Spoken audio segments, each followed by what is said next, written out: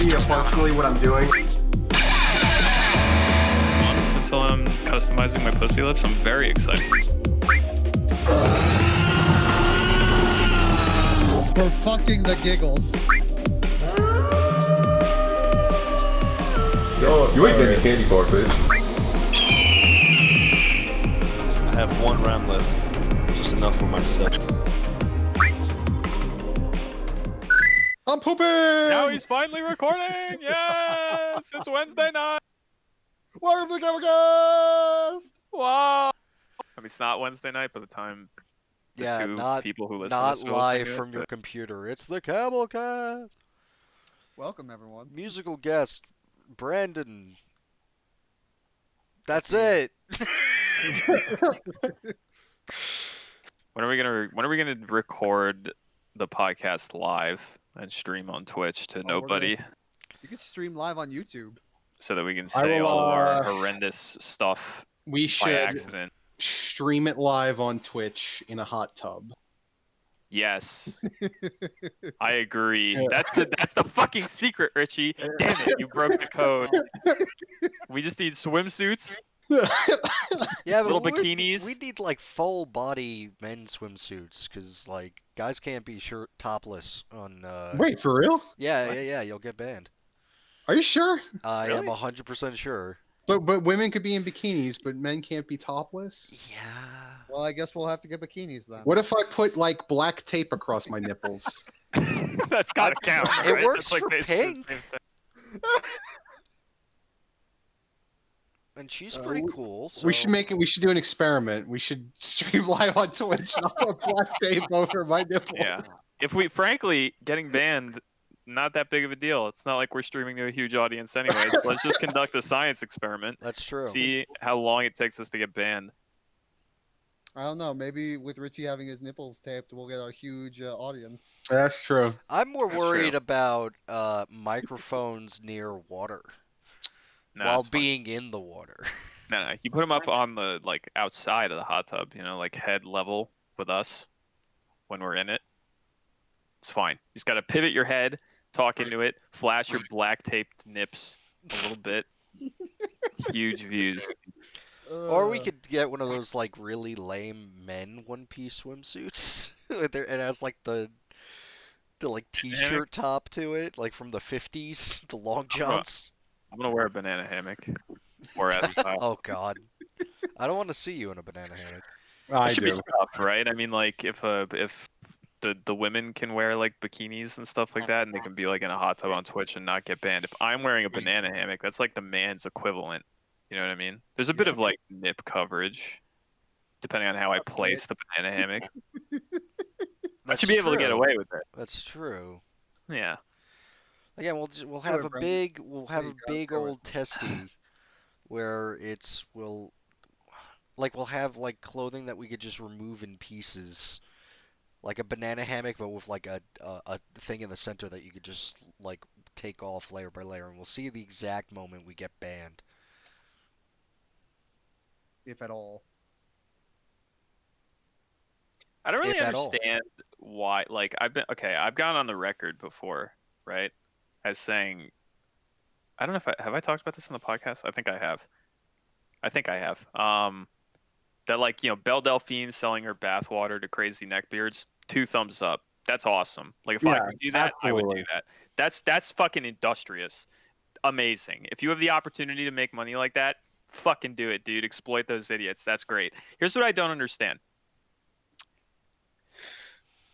Why is it that there are dudes who are willing to go on Twitch and give money to like literal porn stars who are like in hot tubs on Twitch, but that's like true. clothed?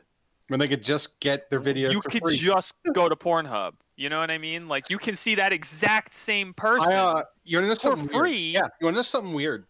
Is that so I was on YouTube and I was perusing the random beauty that is the recommended that's completely fucking random, and I came across like streaming clips from like Sasha Grey. Oh yeah, I And get recommended that shit all yeah, the time. 'Cause and I'll watch like a Hassan clip or some shit every once in a while, and yeah, then it'll be like, oh, here's a bunch of other Twitch clips that you clearly want to see, and it's like yeah, Sasha I Grey get a or Adriana Chechik in a hot tub, and I'm like, yeah. what the fuck is going on, I dude? get a lot of Nimbo shit because he's on like what the fuck Nixie or Yeah, whatever. I get recommended that But shit too. like some of the clips, like we're in a weird spot where there are people like kids watching Twitch. They don't know who these people are. We're old. What people specifically? Like the people who are going and like paying these like women who are like the porn stars. Like there are people out there who don't know who Sasha Grey is. Oh, I don't know Like if that's. kids. I mean kids, quote unquote, but like yeah. Nah, no, come on, man. I highly doubt that. Because even if you like, A quick I can Google. understand like coming across her accidentally at like you were never exposed She's not to her mainstream body of anymore. work anymore, but like you could Google the name, bro. It's Yeah, like, but Her shit is still out there. guess It's what? like it Like doesn't go away. but there are, yeah, I mean, yeah, obviously, but like people who are perusing Twitch who might not like get exposed to that because it's I see older what you're saying. content don't know. There's some fucking like 15-year-old kid, like 14-year-old kid or whatever. He's like going through Twitch. He's never maybe he dabbles in the adult entertainment on the internet, but he doesn't see her specifically, and then finds her on Twitch, and he's like, oh, this is just a streamer. Like that's what you're saying. Yeah. He doesn't know the background, the long storied history of Sasha Grey. I don't know. Her big Because come up. I've never seen Sasha Grey stream, but I'll assume the chat is dropping hints fairly regularly as to her previous occupation. I don't know. I mean, I don't know how like moderated her fucking Twitch chat is. Well, That would would you probably even put a moderate kibosh on that? Was just like, oh man, I loved your work in Yeah, whatever absolutely. You name fucking of could. whatever. So I don't know. It would If be. you had enough mods and you were like, chat rule, like, please don't talk about how. But again, that would how be good there I would am at have to putting be a stuff in my chat mouth. rule, and I don't know if if she has that. I mean, Yeah, I I've don't never, either, 'cause I've I've never never sat tuned in down, live yeah. or anything, but like, Yeah. yeah, I don't know. That's a good point, though. I can see what you're saying. There is It's someone out there who's possible. probably clicked on her Twitch stream that's never seen her past work. I'll put it. It is certainly possible, and more than likely. And then yeah, if it just, I don't know. I just don't see how it doesn't like come up.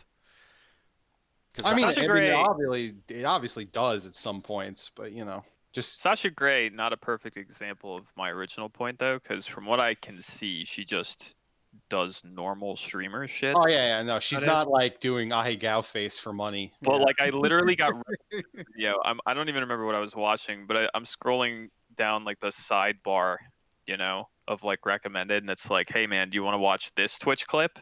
And it's just randomly like, hey, do you want to see like Adriana Chechik with some other girl I've never seen before in a pub? in a tub, yeah. In- Dude, I in a- think I've seen that actually. in a fucking like in a very skimpy Yeah. attire, and I'm like, who's going to Twitch to like once again, good for them. They know what's up, but like, why are you giving them money through Twitch when you could just go find them doing way more heinous shit like for Oh, free? yeah. You know what I mean? It's like I don't get it.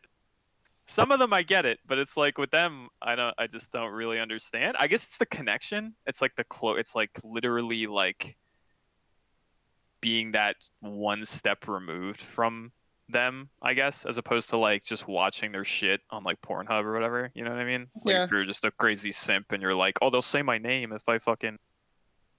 But I just don't get it. It's like you can find them doing way better shit. I'm sure also the people who are like giving them money for this stuff. I mean, I'm not gonna try to like paint a broad picture of people or put them in a box, but they might be weirdos, and maybe Possibly, yeah. they just don't like. Maybe they could watch that hardcore shit and they don't, doesn't hit them the same way as in like throwing money at them in a hot tub. Yeah, it's the interaction. I think it's it's definitely the more. I mean, if I was I watching, donated and she said my name. Yeah. if I was Like, watching, you're closer to it. if I was watching a porn and they just like looked at the screen and was like, What's up? I would think I would like I got like a creepypasta porn for honestly. I guarantee you that exists. But Someone's written that Oh, most somewhere. definitely. but Oh god. but beyond that, if like that was something that you paid for, you know, personalize it, whatever. I could understand the appeal.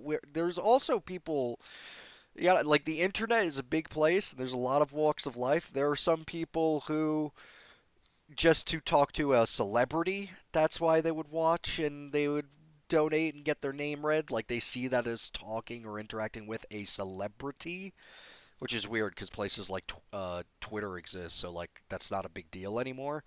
But um, and then beyond that, there's just some motherfuckers that like legitimately socially are in a bad spot, and that's the closest thing they have to any interaction. So, um, It's definitely the interaction thing. That's why it's not like it's different for someone than like just going to Pornhub and typing in her name or whatever. It's like you get that closeness, that interaction on also, you Twitch. got to think like some of these are younger kids, but maybe their parents have really good like profanity blockers, and Twitch wouldn't be banned. It's a video game website. Yeah, I True, guess. yeah, Mhm. it's a fair point. How many parents are actually doing that shit? It's computers. I mean, my parents did it for a long ass time. All right, but what about phones? Damn, I feel now, for you. dude? You know what? The phone. I think you could probably do parental controls on phones too. Yeah, but like they could just turn that shit. Well, I guess not if they password protect it. But I don't know. I've never played with parental controls on my phone. Yeah, I don't know how any of that shit works. Yeah, I have no idea. Anyway, kids, remember you can go find Adriana Chechik on Twitch, twitch.tv/whatever the fuck her handle is. I don't know. Just fucking Google it. If anyone who's giving her money, go to this website. Stop. Please stop. You can find way better shit from the same person at no expense to you. I Also, don't get it. Boy, However, do we have something to show you? open your eyes to a wild world. However, to people like Adriana Chechik or whatever, it's like good on you. That's great. yeah, yeah. Milk those people. Oh yeah, absolutely. I think Fantastic. I don't know if this still holds, but I was watching like some videos and shit. And I forgot who it was. It was somebody big named that I'm forgetting, and it's gonna haunt me. But he was like interviewing Belle Delphine, and at the time, I don't know if this is still true. She has like the largest withdrawal on OnlyFans of like $2 million, and I'm just like, man, if you're a pretty girl, the Damn. fucking world's your oyster. God I won't damn. say it's just Well, being okay, pretty. I You wouldn't have go to that far. no. Oh, It helps, but I would not go that far. But yeah, it helps to be a pretty guy too. Like it opens up certain opportunities. And for also you. knowing marketing, you have to. Yeah, there's more to it than just being attractive. Dude, if but- I was super hot, I would never think, oh, people would buy my bathwater. You know, like that would never even cross my mind. That was something she did. I just ripped my headphones out, so whatever you said in the last 15 seconds, I missed. Whoops. Bathwater, yeah, bro, yeah, get some. But regardless, mad respect. Fucking $2 million, and that was just like a Yeah, that's one-time awesome. withdrawal. Absolutely. Is that like recent? That was probably like after the actual porn, right? Before. Are you serious? Yeah, I'm pretty sure it was Oh my before. God, so she probably has made like a $5 million withdrawal from OnlyFans post fucking. I don't know. I only say that just because I'm not going to confirm nor deny if I I've got a seen revelation. anything. You've seen it? Yeah, But you've seen it. yeah, of course I've seen it. But I didn't pay to see it. It's Did some 50 deep Shades of digging. okay. It's nothing great. In fact, it's kind of B tier. But Yeah, but that doesn't matter. Like people still had to pay to see it. oh yeah. You know what I mean? And there were a lot of people who wanted to see What I'm it. saying is that's the general consensus. So I don't know if she's like, I don't know if she changed or if she's got better content. But I'm like, I don't know. Got better content. She was an But Is she even still doing that? Has she done more of that? I wouldn't know. I don't know. To Since be the honest, Great Christmas fucking. that shit is very on lock. You would know. You've done the digging. I've done some digging. Oh, This conversation sounds like we're so out of touch. Like, What, with people's OnlyFans and shit? I Yes. mean, we are, but I don't think that's bad though. hey, kids, you want to get your mind blown? Just put boobs into Google right now. Kids. Disclaimer: we're not advocating for anyone under 18 to go to a site that requires you to be 18. I am. I did it. I turned Disclaimer. out fine. Disclaimer. Disclaimer. Anthony does not speak for all of us. I put in our content that definitely it's does not. not made for kids. You shouldn't even be listening to this. We say the fuck word. We say the fuck. We say the Turn that fucking check that box. Tell YouTube we're good for kids. Get us banned. I don't give a fuck. That Richie will get his wish. He doesn't have to come do this shit anymore. We'll be off YouTube. And then that's when we go to Twitch in the hot tub. Yeah, and then we have an excuse to put tape on Richie's nips, but only Richie's nips, and then put him in a hot tub. Yeah, Richie wants to, be the monkey for that one. He wants to try that one out for. You'll hear the rest of us, but we'll be off camera, like Oh, behind wait, the whoa, camera. whoa, and he'll whoa. be It's in- just gonna be me? No, I thought we were all gonna be tape. there. Well, tape nips. If they get enough subs, I'll put the banana hammock on. But like that does not come cheap. Kind of like your suicide. Will that be our that- OnlyFans? See now you're putting a lot of pressure on me because if I can't sell the tape nips, you're not going to banana hammock. Like Yep, that's you kinda need to. unfair. You got to perform. Put on a good show. Please comment if you'd like to see me with some taped up nips. And no one knows my body structure. You will be disappointed. Listen, Unless you're really into hairy guys. Yeah, well, I mean, if you're Large, hairy men. into the bear scene, I'm your guy. Hit me up. I take donations, but I'll put out some fucking content. Richie, the only comments we get are from Chinese sex bots, including on the most recent podcast. We had another one. I don't know if anyone saw that. I did not. Oh, we do. Now, apparently now it's just like every video that gets put up on the channel has a Chinese sex bot comment on it. The first one was funny. Now I'm concerned that it's going to be every single one. And it probably will be. Can't we just I mean, is it the same account? I was saying, can't we just No, ban it? actually. I think it was a different account. Different sex bot account. Well, I don't discriminate. If you're Chinese and you want me, that's fine. So, But it's not a real person. That's my point. It's a sex bot account.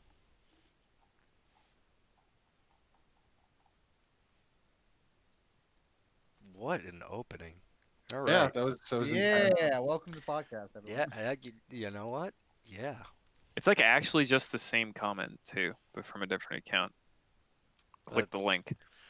So what is it? It's what makes it a Chinese sex bot? All the It's Chinese. got like big Mandarin characters and shit or whatever it is all over the comment. So why is it a And, sex bot? Because 'Cause it's it's trying talk- to get you to go to like a cam girl website at the top of the fucking comment. Oh. I think, or something like that. Let me So, bring it back up. so analytically, at least one of our viewers has watched a video of ours and then searched Asian porn. Yeah, it literally says, I'm not even gonna. I'm not even Yeah, gonna you are. read that. You No. are. You want to. Best full dating hot girls, but with a period between every letter or like quotations, and then love sex with a dash between every letter. And at the top of the comment, it's a link to like a cam site, clearly, or a virus. Yeah, virus is more Yeah, likely. probably a virus. Yeah, More than so click the link. Should we take that down then? We don't want anyone coming across our videos and clicking that link. It would be the Click the moral link. thing to do. Unfortunately, I have no morals, and I find it very funny. Wow, it's unfortunate the guy that runs the podcast is the one with a lack of morality. I don't have a lack of morals, just in regards to that. If something's funny, and also if you click that, I have a kind of Darwinist outlook, and it's like you deserve everything you get.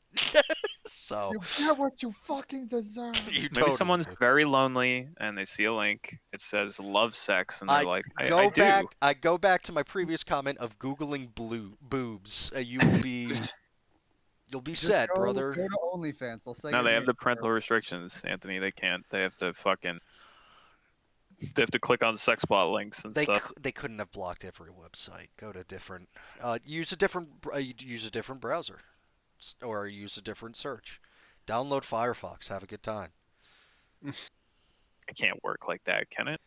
I am. Parental restrictions on a PC. Just go download Chrome if you had Firefox Yeah, well, installed you know what? originally. I don't know. There could be stuff that's crazy enough. Maybe if it's like a third-party thing. But if that's the case, your parents probably also gave you your phone, so maybe swap phones with a friend from school Google boobs. on his phone. Get a PlayStation Or- Vita. Or do what Brandon says and click the link. Don't never do that. No. Don't click the link. Click people. the Don't link. listen to Brendan. Click the link. Set your computer on fire. Click the link. Fire from these hotties only found at lovesex.org. .org. Love sex. Oh man. Just need Google, kids. Or you know what, people listening to this podcast, why don't you comment and then I'll have something to pin that isn't love sex. Love sex. We would Love love sex. one of our 4 viewers to please comment, just so we could have something besides a sex plot. It's gonna Yeah, be please. that's gonna be the worst part if we somehow like become a success overnight, like some sort of sensation. Is we won't be able to do these like snarky, hate the like viewer comments, and I'm gonna Why not? miss that. Why? Yeah, why not?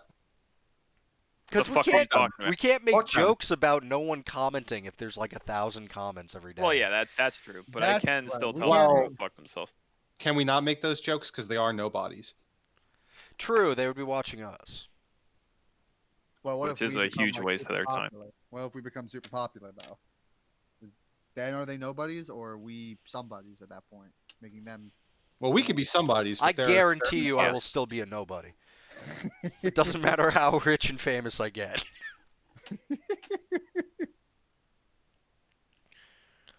It's all right, because that's not gonna happen anyway. Yeah, it's not. Not all, but still. Zero promotional work. One platform with a shitty algorithm that's not doing us any favors. No one is gonna be listening to this. Inconsistent upload schedule. It's all. Anthony, why aren't you uploading us to Pornhub? Yeah, I still don't understand I why. don't think we can we? Unless Well, we're I would have to verified? get verified and all that. Look, Yeah. I'm lazy. I should be uploading this to a lot of different places, but I mean, I'm Sure. working and I'm like working on like salvaging my life and like all this other stuff that keeps me very busy. Listen, you just gotta literally go to Google and type in places to upload podcast, and then whatever website it spits out of you, just fucking make an account, and How then do you we just get click the how do we upload get on button, Spotify? and you click a file. Well, that requires payment, I think. Oh. Let's get on iHeartRadio. Like you can go through There you like go. there are services which will distribute your shit for you, so you pay them like once, and then it'll be like, okay, here's all your shit on like iTunes, Spotify, like all those big platforms. Like DistroKid is one, but that's like music oriented, so I don't know if you can do that with a podcast. But I know that's a thing. Well, promotional networks exist for whatever content at all. Right.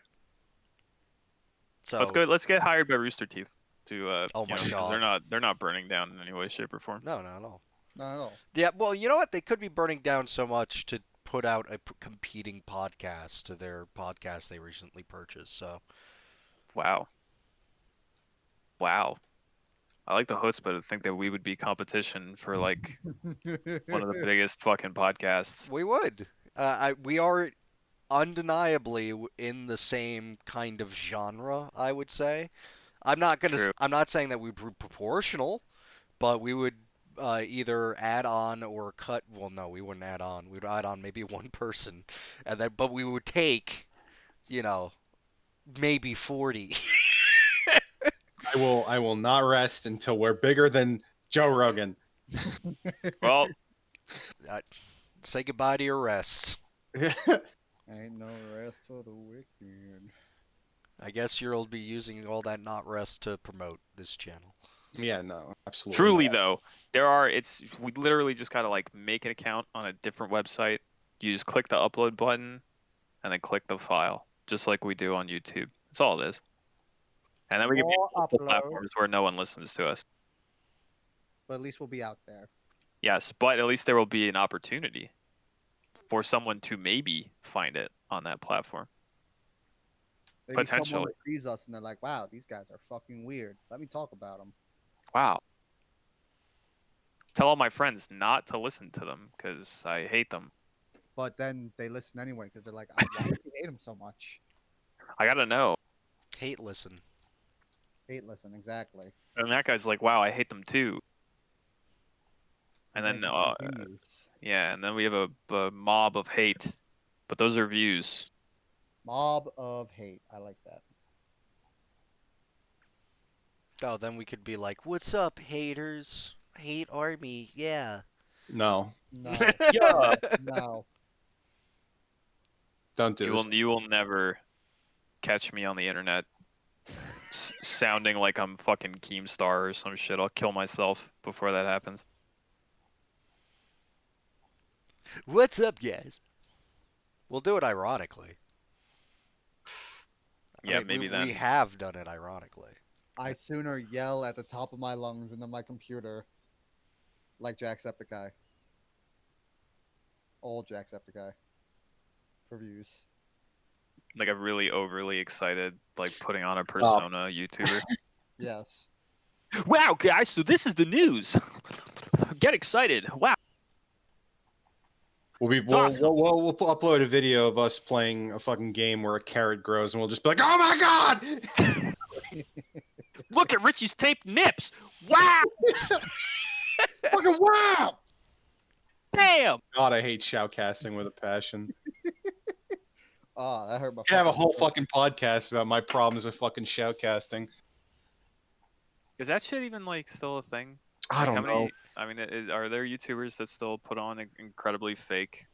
I mean, I guess Markiplier Well, still fucking there's exists, also right? the problem of it's also like self-Flandersization, where it's like you do like maybe a funny voice or you do like one intro, and then you get locked in where it's like that's all you're Yeah. doing, regardless, and then you gotta like hype it up a little bit, and then you don't even realize when you've already like crossed that threshold, and you're just Every time you hit the record button, you just lock in the fucking your PewDiePie voice or whatever. yeah, best. Breakfast or whatever the fuck. I'm joking to death. I haven't heard of him in a long ass time. I wonder how he's doing. Still exists. He's alive. Of course, Still he a still millionaire. exists, and he's still doing good. But like, I haven't heard any controversies as of late. I mean, that's when you know you're in the limelight, when you're not even being called out for saying the N-word anymore. Ooh. Yikes. I think he's learned not to do that, which is why you don't hear about that anymore. That's the other problem with live content. Though I mean, this is kind of like live content. We managed to not say it, but Well, when you're an asshole like PewDiePie who probably says stuff like that in his normal life on like a fucking semi-regular basis, and then you hit the start streaming button and you forget and you shout the N-word. And then people go nuts and somehow you recover. And he's still huge. well, I don't mind him recovering, especially since apparently he hasn't done it since then. Otherwise, it would Yeah. have. Meanwhile, Heard Paul on the Dean internet. doesn't have a show. Yeah, it's true. Wow. Well, who doesn't even have a show? Paula Dean. Oh, good point. I forgot she even exists, to be honest. That's how hard she got fucking rocked. Right. She got nuked from my memory banks. Bomb dropped on that career. And she was even saying it back when it was cool to say it. All right. Culturally. Well, this podcast does not support Anthony's fucking views. What? We do not all agree. I'm pretty sure there was a time when it was not socially as faux pas to say it. I'm not No, saying that. it's kind of always I think that it was way. pretty faux pas, even What? in those times. I That don't wasn't think really so. that long ago, Anthony. Yeah, I really don't think it was that long ago. I'd have to go Google when she had said it exactly, but I don't think it was that long ago.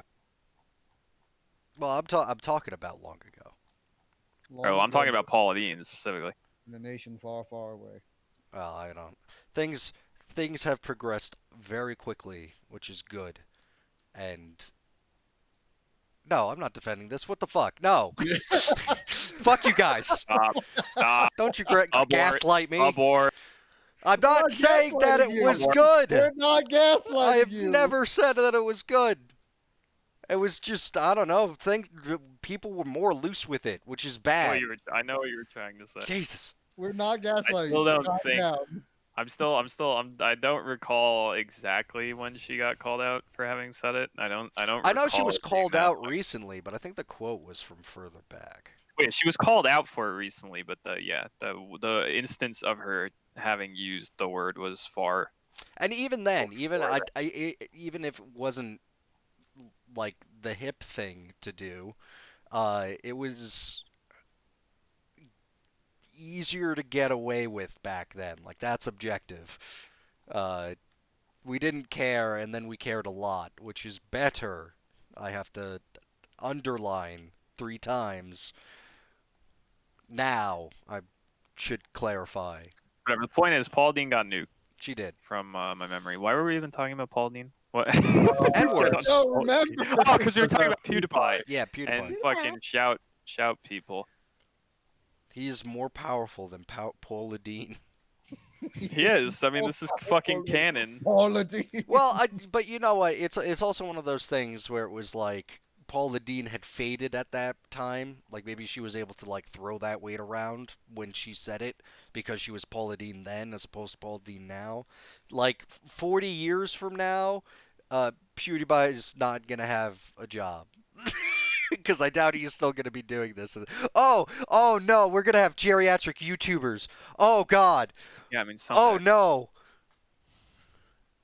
Though PewDiePie is not a good example of a geriatric YouTuber because I think he'll quit long before then. Because he could probably quit now Yeah, and but never will have to work a day in his Wait, life. you're just recording yourself.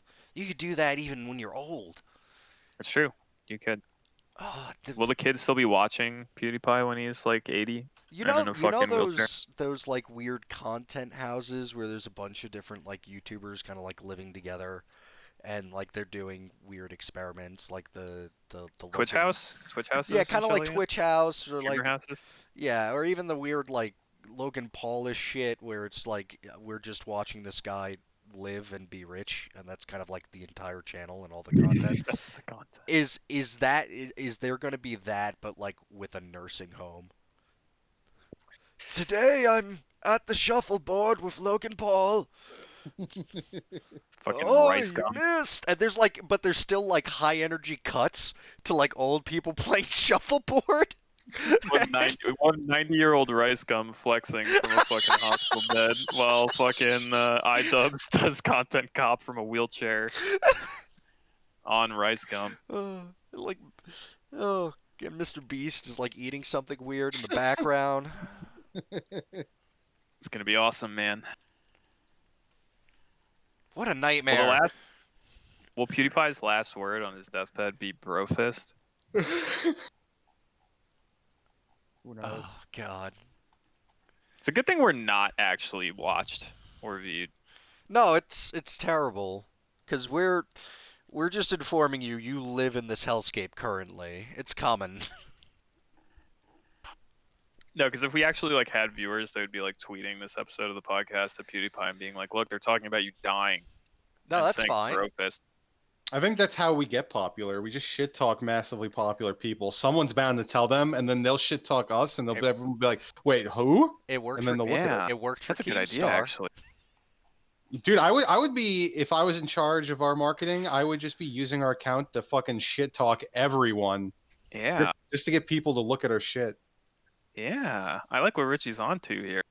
This is a better marketing strategy than our current non-existent one. I like this a lot. I mean, But we're any already marketing doing it. strategy- We just have to let them know that we're Yeah, talking now we shit just have about to them. hashtag them in a tweet and fucking. This is a powerful episode. We've been dropping some names too. It's true. On Twitch, on YouTube. Nobody's safe from the Camels. We got some porn stars in there. Yeah. The Some ex-porn camel. stars. And then once we like start raising in popularity by all the shit we talk, that's when we like, hey, tune in. We have an interview with fucking I don't know, someone. We get him on.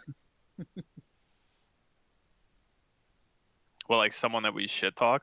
Yeah. Like we bring them on the podcast to like defend themselves Yeah. against us. Or just like talk it out. And then there'll be another channel talking about our beef with whatever. That'd be awesome. Would be fun. Here's the thing, I like though. this. This is a good strategy. It would be weird because like I don't know. I wouldn't be able to feed into that.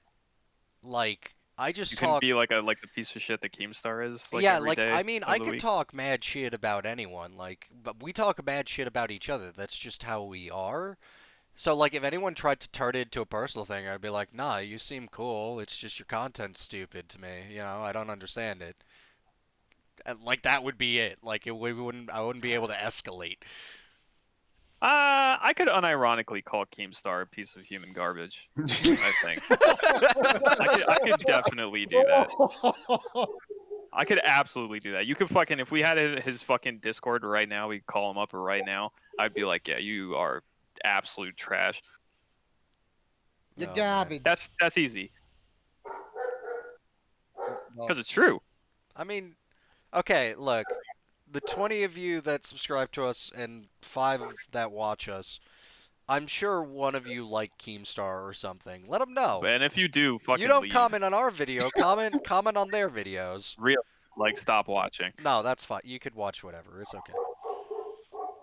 If we started to kick people out because of the bad things we watch, oh boy, I Anyone watch who some likes bad Keemstar things.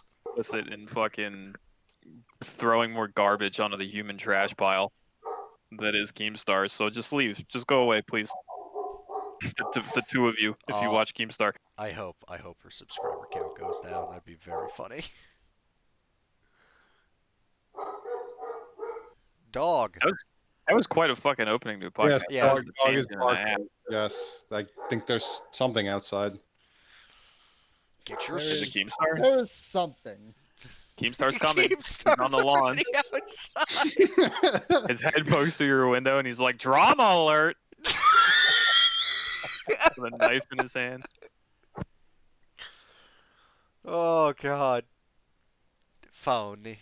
Alright, let's get on with weeks before we talk about the degradation of society for another 5 hours.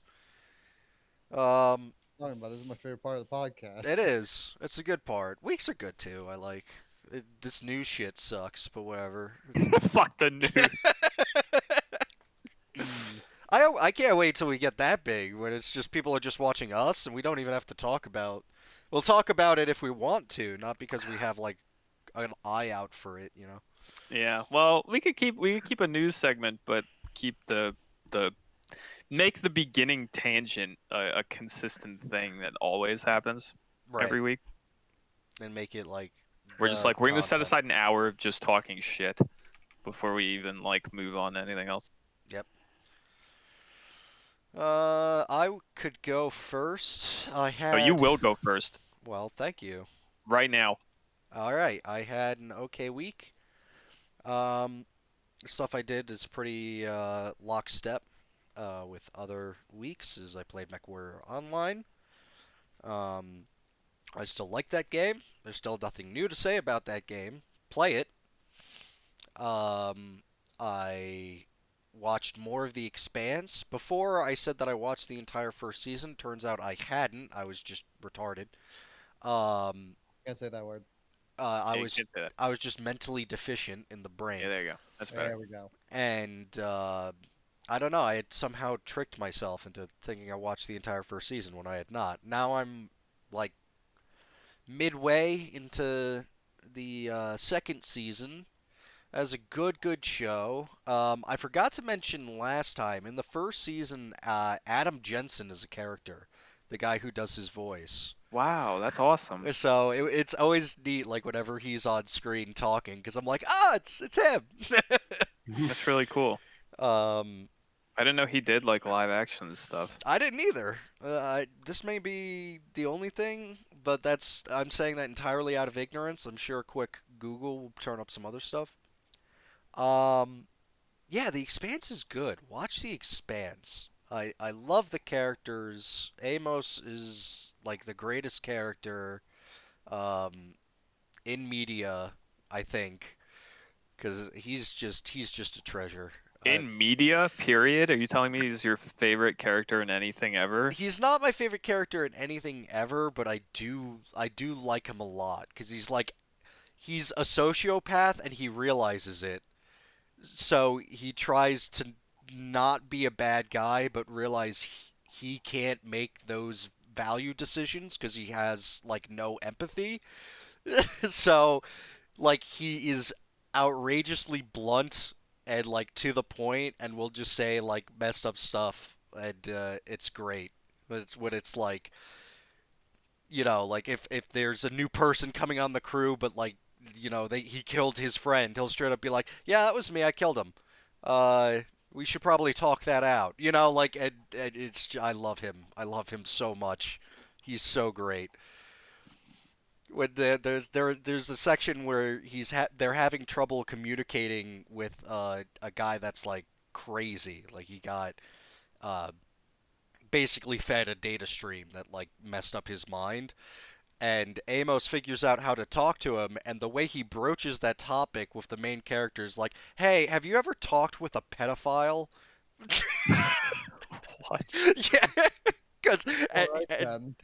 because he knows how to explain it that way, and All right. Alrighty then. he's great. I love Amos, but I love all the characters on that show. Honestly, Amos is Heard just it's a my very good favorite. show. I think I've mentioned this before on the podcast, but I think I heard like Mike on a Red Letter Media video say that The Expanse was really good, and I was like, maybe I should watch this, and I just haven't watched it yet. It's really good. It's like so the combat is like very hard sci-fi where it's like really grounded and thrust vectoring is a thing and I have to compensate for recoil and how like railguns are like the strongest thing, but at range it's torpedoes and whatnot.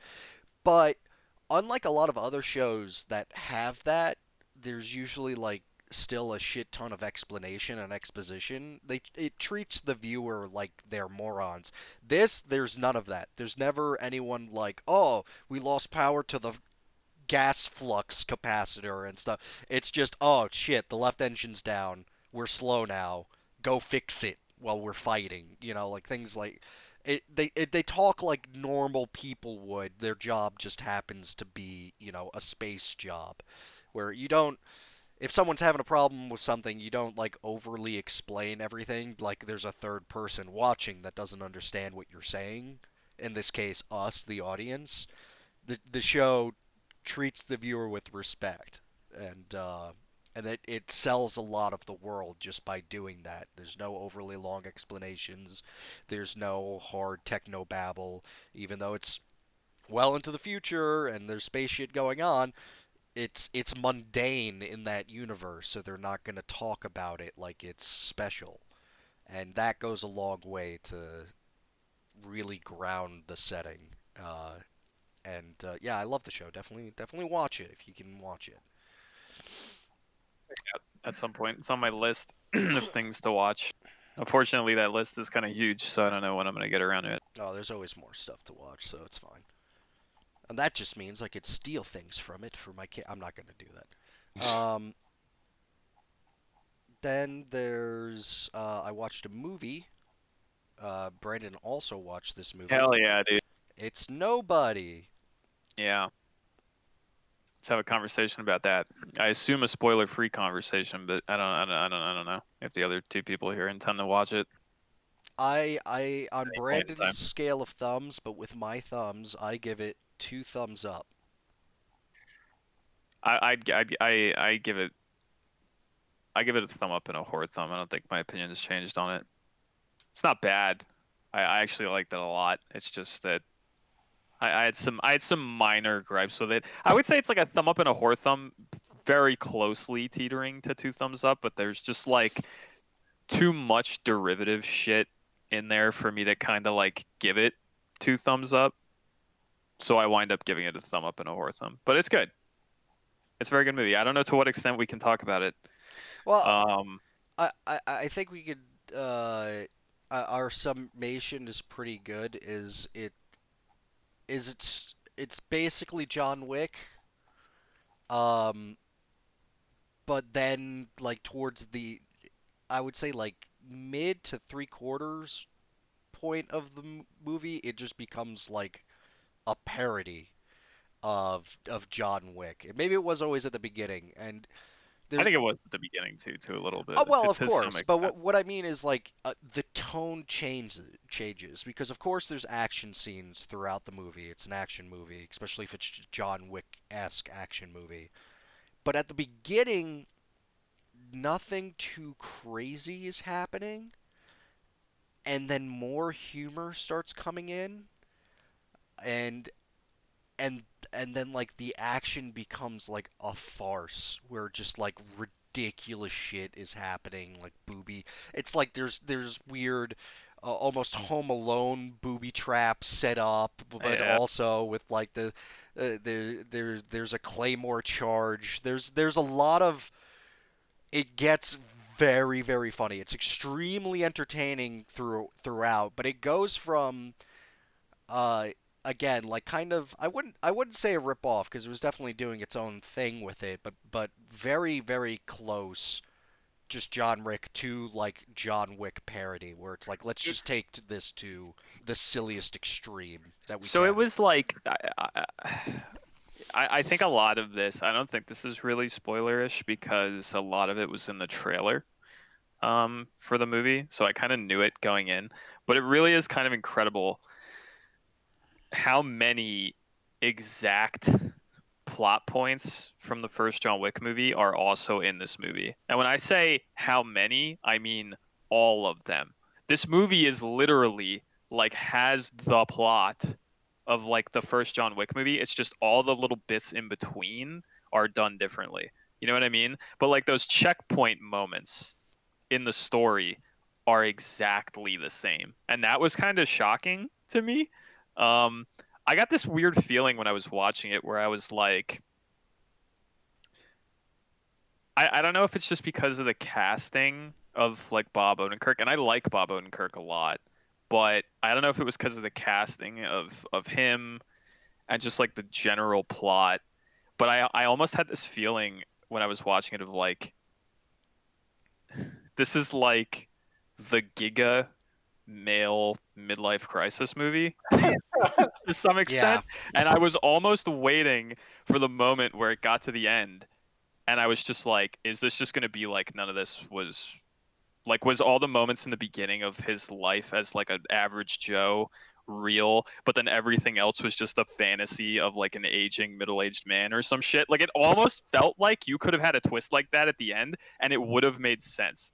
Like that's how the movie was written. It's like John Wick, but comedic, and if all the action made less sense and like they didn't give as much of a fuck about it being like a quote unquote realistic action movie, because like John Wick's not realistic, but you get my point. Like not as much Mhm. attention paid to the choreography of the fight scenes and the shooting and all that bullshit.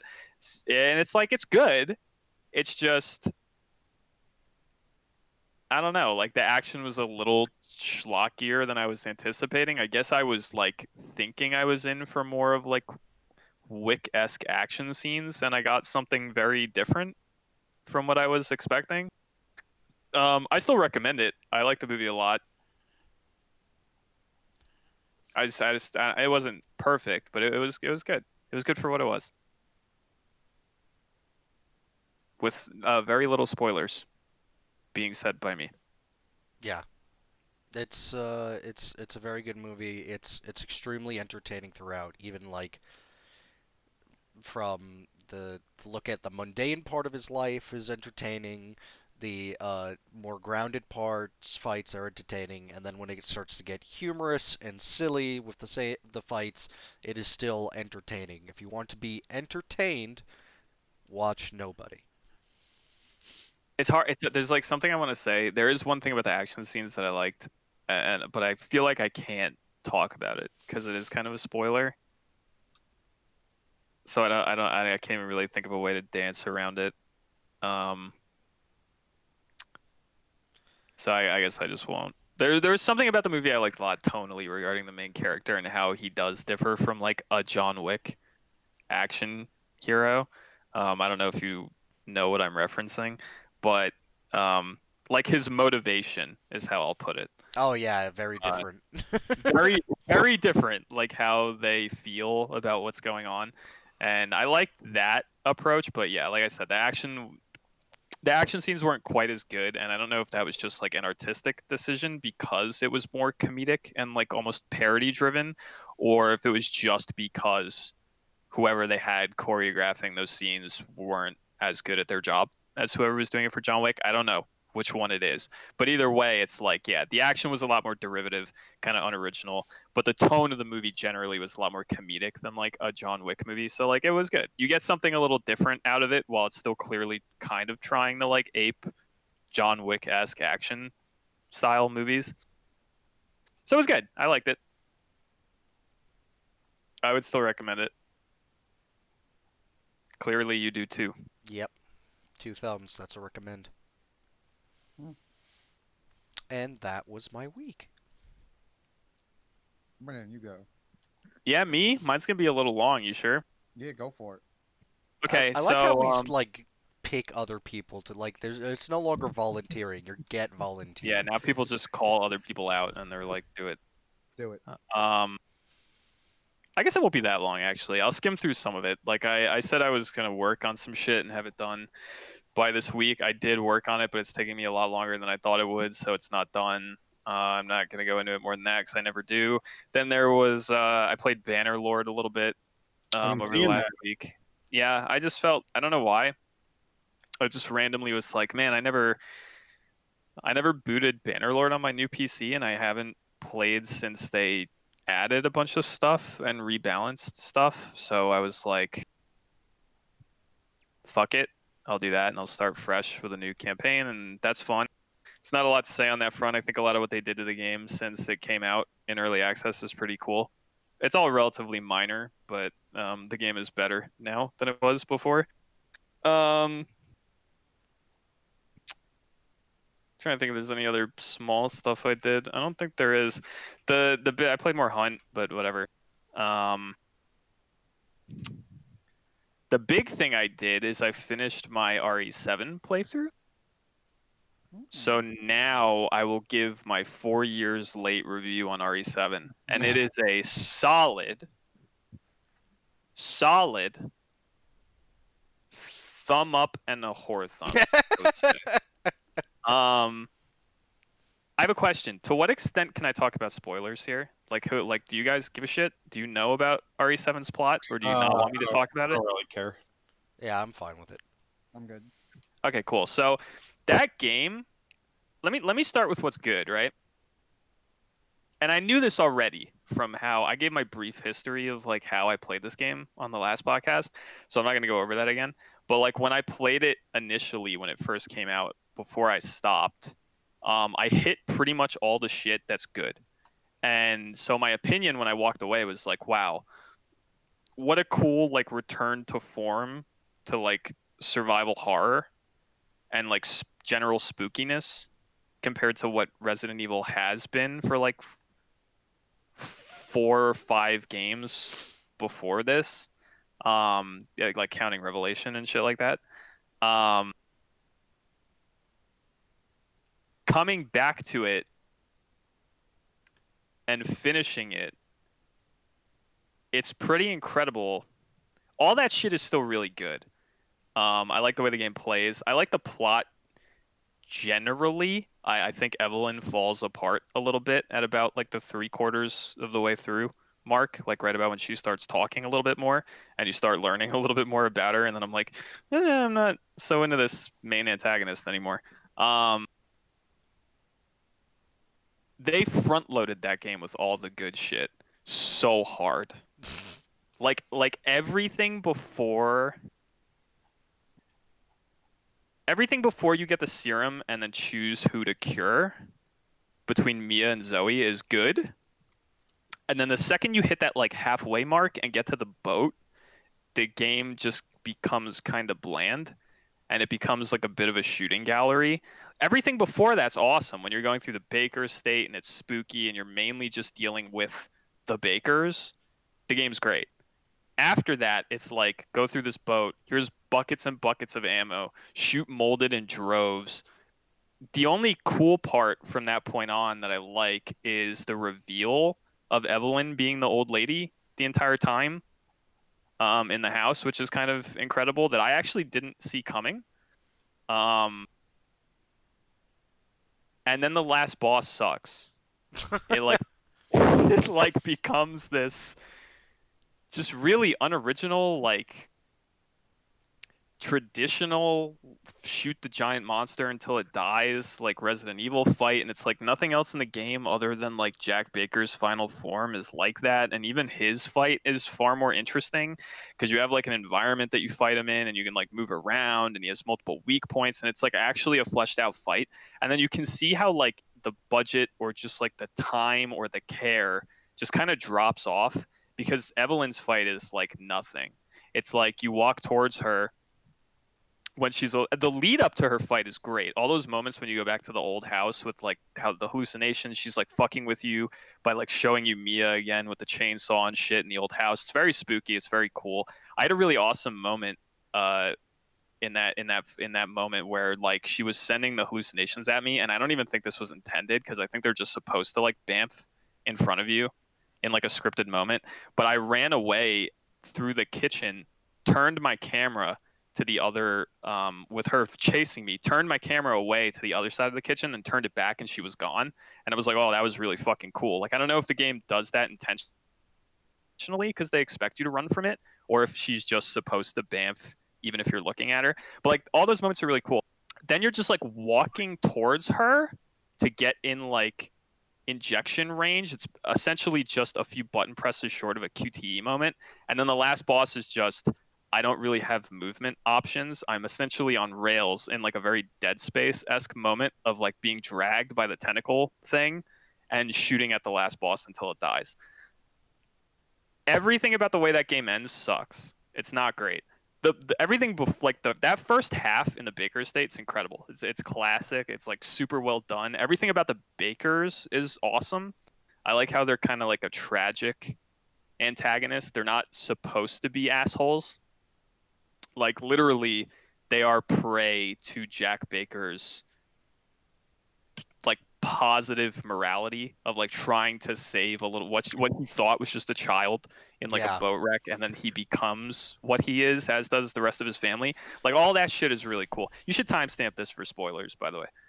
It's old as fuck. The sequel's about to come out, and it was delayed. If you're It's not not that old. if you're not aware, you Spoiler don't warning. care enough Spoiler to get warning. spoiled. Spoiler I think. warning. It's only 4 years old. It's not that old. But anyway, like Also, let's just take a second and just say that Jack Baker is the fucking shit. He's the greatest. please feel free to jump in and make this a conversation rather than me just rambling about RE7. But I want you to yeah. ramble, then I want to talk. Jack Baker's awesome. Jack Baker's fucking incredible, but he's also incredible because of not just because of like how his boss fights go and shit like that, but also because of like I like the backstory of their plot. Because going into RE7, you're like, okay, this obviously isn't like first of all, Evelyn is clearly even in beginning hour when she appears to be like a weird ghost and shit like that, it's like this clearly is not going to be a supernatural thing because it's Resident Evil. It has to be like a biological thing, and it's like there's clearly something that the Bakers are infected with. And they're assholes now that they have it, but it's not immediately clear that like Jack and like Marguerite or even Lucas, which it turns out Lucas is just an asshole, but like the rest of them, it's not immediately clear that what's causing them to be assholes is just the virus strictly. And you get that beautiful little backstory of Jack just trying to help someone, and he winds up fucking his whole life up and like the life of his family. It's a very neat backstory for the game's what you assume is primary antagonist until you realize it's not. It's actually Evelyn, and that's where the game kind of takes a shit, because like Evelyn is cool when you don't understand what's going on.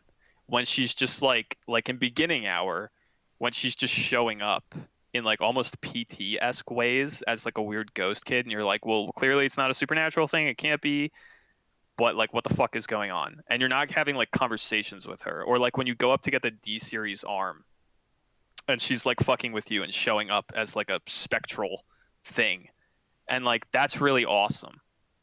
And then you get on the boat and she starts speaking like whole sentences to you as just like creepy child trope number 7554. And it's like, this is no longer as good as it was before. The twist of she was the old lady the whole time is sick. That's fantastic.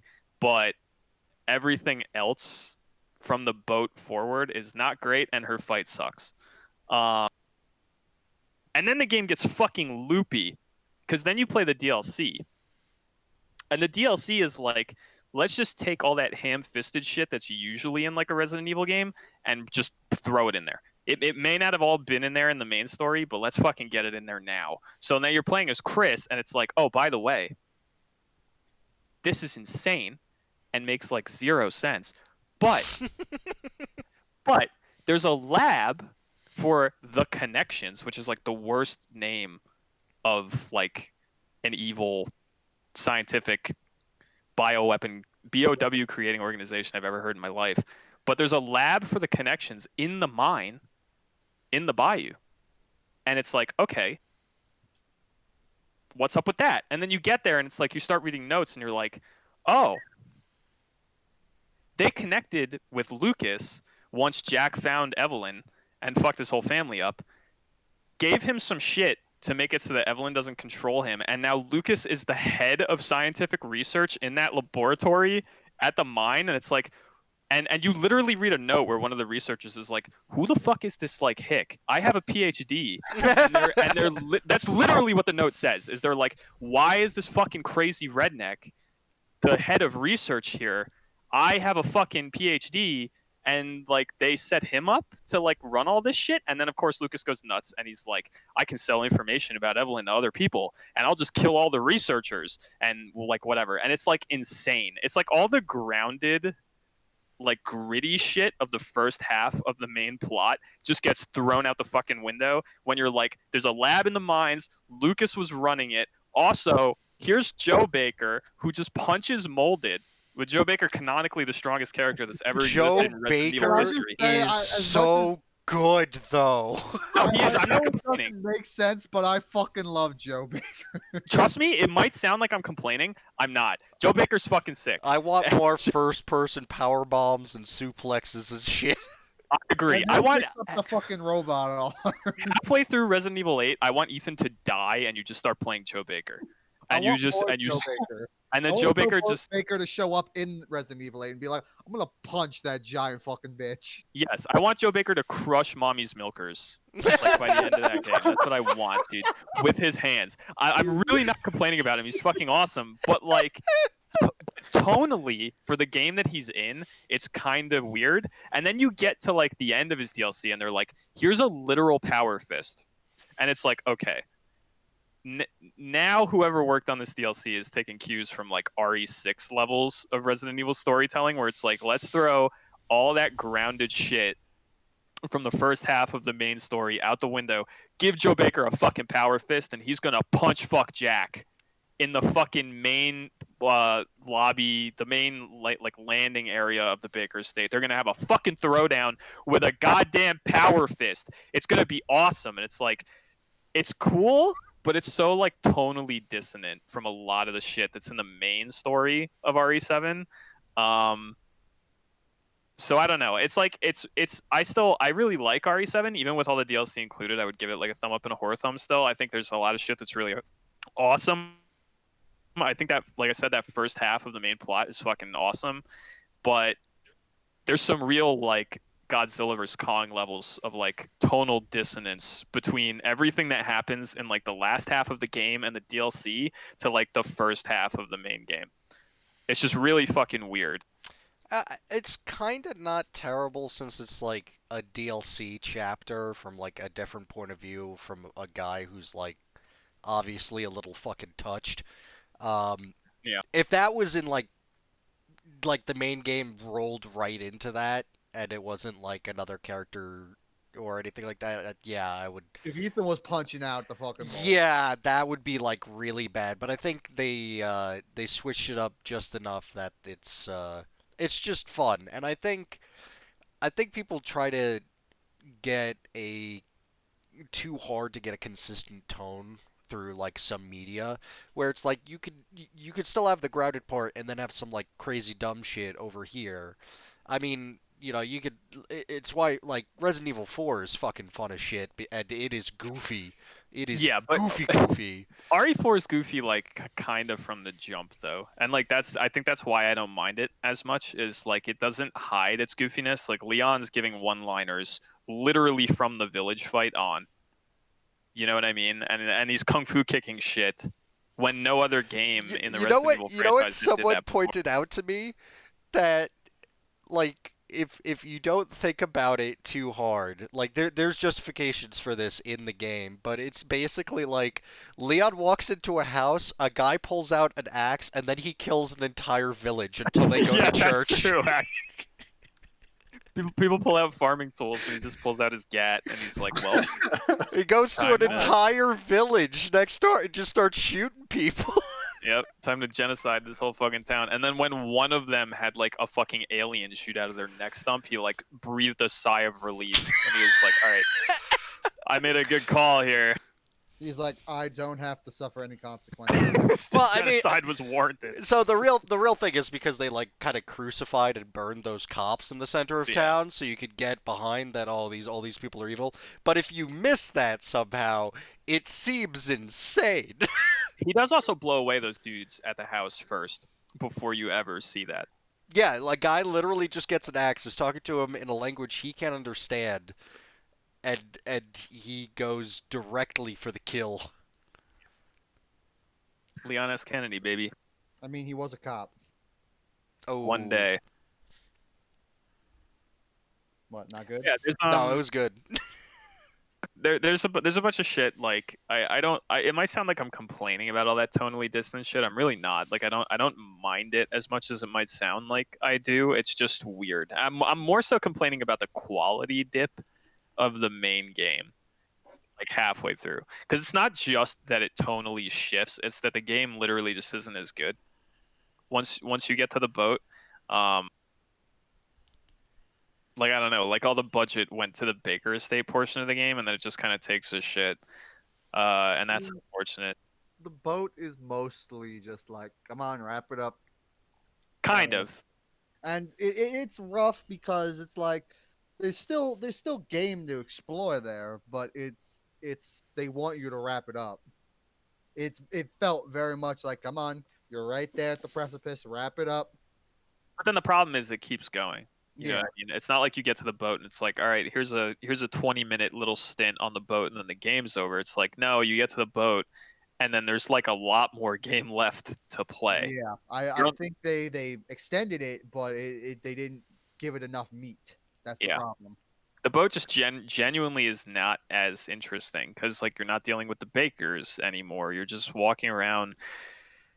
There's some interesting stuff because like you're getting tidbits of information about like what Mio is doing and all that shit, and that's cool. But it's just not like dealing with the bakers in the house feels like a way more classic and interesting Resident Evil like survival horror experience. And then you get to the boat and it's like now shoot stuff for like 3 more hours until you get to a last boss that's genuinely uninteresting and just not super well designed compared to everything else in the game. So like that's unfortunate. I legitimately wonder. I kind of wanted to look this up, but I never did.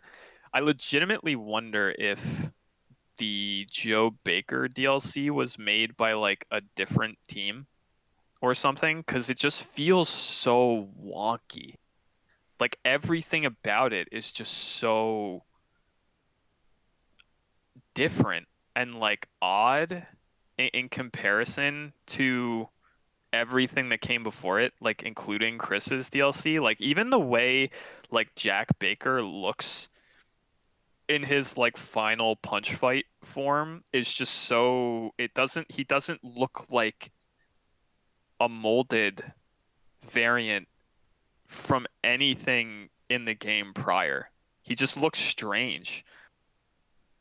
He's all like gooey and he has all these like bugs and shit in him, and it's like when did it ever get established that this was like a molded thing? It's very odd. And then you take that into and then you combine that with the fact that like the alligators are supposed to be like infected by the mold, but like they don't look like they are. They're just like alligators with like white bulbous growths on them in some places, and it's like, who made this? Like, was it a different team? Like, it's just like aesthetically, a bunch of shit is weird, and then you pick up the Power Fist, and you're like, what the fuck is going on, dude?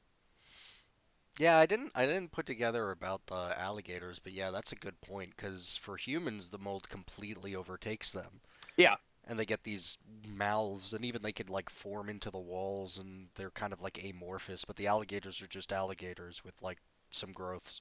yeah, and even so okay. In the base game, this was like a mild complaint that I had, but it's like kind of pseudo explained, right? Where it's like there's a lot of dissonance between what the mold will do to a person, in particular the bakers. Like the difference between Jack Baker and Marguerite is like what's going on here, right? Because like Hmm. Jack's normal, but then in his final form he's a big black like BOW, and that's fine. That's like relatively tonally consistent with the molded because they're all these like amorphous black, maybe amorphous is strong, but like humanoid, completely black like blob things, Hmm. right? With claws and shit. And Jack Baker's final form is not that far removed from that. Marguerite is like the mold doesn't fuck you up in any way other than just giving you really long limbs and a strange birthing vagina that shoots insects out of it. It's like, why did it do that to you, but not to anyone else? Like, what's up with that, you know? And then you get to Joe Baker DLC, and it's like, okay, um, what's up with Jack in that? Like why how did he survive, first of all, the great serum murder of the main plot? Second of all, why the fuck does he look like this? Like why is he a weird, not even that black flesh man with like bugs and shit sticking out And of him like lumber. when like no one else had that happen to them? Even Marguerite was just like, here my limbs are long, but I'm not like covered in bugs. I just have a weird bug vag, you know? And it's like it's weird. And like they kind of establish it because you pick up a note at one point and it's like a blue umbrella researcher, or not a blue umbrella researcher, a fucking connections paper or some shit that's like, yeah, we don't know what's up with this. Like for some reason Jack Baker regenerates massively, but nobody else does, and it seems to do different shit to different people.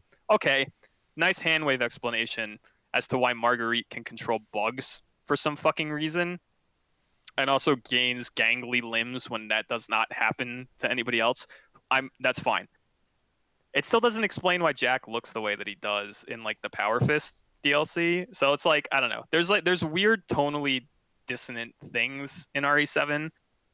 They don't hurt the game that much for me, but the main thing that hurts the game is that the main story takes a shit halfway through and just kind of sucks. Hmm. But everything in that first half is great. And the DLC plays fine, and I enjoy the extra bits of explanation that you get. And the Lucas boss fight's really cool. I just don't understand certain plot devices, like why anyone from the connections would think Lucas could head up a fucking scientific team when all he is like a engineering mastermind, apparently. I mean, if he made all the puzzles that you see in like the stuff like that, he is smart. Like you can't deny that bullshit that they made him smart. He Also, is very smart. you can't deny that throughout the history of Resident Evil, like the worst people have been the In ones those getting these positions of power. Yeah, grants and getting leading the lead developers are always like the worst people. but it's just so weird, right? Like think about the way I RE7 delivers that. It's like, here's this group. They're called the Connections. They're doing essentially like black market BOW work. Okay, cool. They know they lost Evelyn to this fucking random family in the bayou. They come into contact with Lucas and they're like, we'll fix Evelyn's control over you. Also, here's a lab in the mines near your house. Also, we want you to head up the research team that's fucking with Evelyn based stuff. Why? They have all these other scientists who are like 10 times more qualified. Why not just like let Lucas be around, but not like heading that up? It's just Maybe strange. the leader of Connections is like a huge fan of puzzles. Lucas, here's the other fucked up thing. Lucas didn't make everything in the house. You find a note at one point, which is just classic Resident Evil insanity that I love. It's like complete schlock, and I kind of love it. You find a note in the attic that's like, Joe Baker hired a construction company like 20 years ago to install one of those crazy shadow doors with the object that you have to Yeah. twist to look like a bird to unlock the door. And there's a construction company that he hired to build that in the house. So Lucas didn't even make all that shit. Also, fun fact: apparently, the construction company that did that is a reference to they're the same construction company that made the Spencer estate. Apparently, That's good. Yeah. I didn't catch that when I played it myself, but I saw someone else point that out in a video. Huh. But it's just fucking weird. Like it's just those little plot devices where it's like, man, everything in the first half is grounded and cool, and then you get those little tidbits of like classic Resident Evil insanity that just doesn't make any fucking sense. But it's fine. Like once again, I'm not even complaining about Joe Baker like punch fucking stuff. I'm not even really complaining about Lucas like heading up a research team, even though it makes zero sense. I'm mostly complaining about the quality of the gameplay and like the plot delivery in the last half of the main story. It's not great. You lead with all that amazing shit, like the Joe Baker garage fight, or like the chainsaw duel, or even like Marguerite's whole section is pretty incredible, and then you transition to bland boat, and it I just think kind of sucks. I I wish the game was like the first half, but all the way through, yeah, and it would be a I fucking think two thumbs up. I think the main problem is that it's just like Joe and Jack are just so great as characters, like from their motivation, their personalities. Like he's a fun villain. Like it's fun to fight him and you're doing all this crazy shit like and he's right there with you as he's having a good time. You know, Yeah, He's you're in having a mortal fucking peril, but well it's time. yeah, but it's a fun time for him. And the and Joe Baker versus Jack fight. Sorry not to cut you off, but the Joe Baker versus Jack fight's awesome. oh yeah. Like I was so hyped during that whole power fist punch fucking extravaganza. Yeah, it's Or even how sick. Joe Baker ends it with his own like "Welcome to the Family Son" line that isn't quite the same thing, but he says something similar and then like punches his head off. Yeah. It's a very good fight.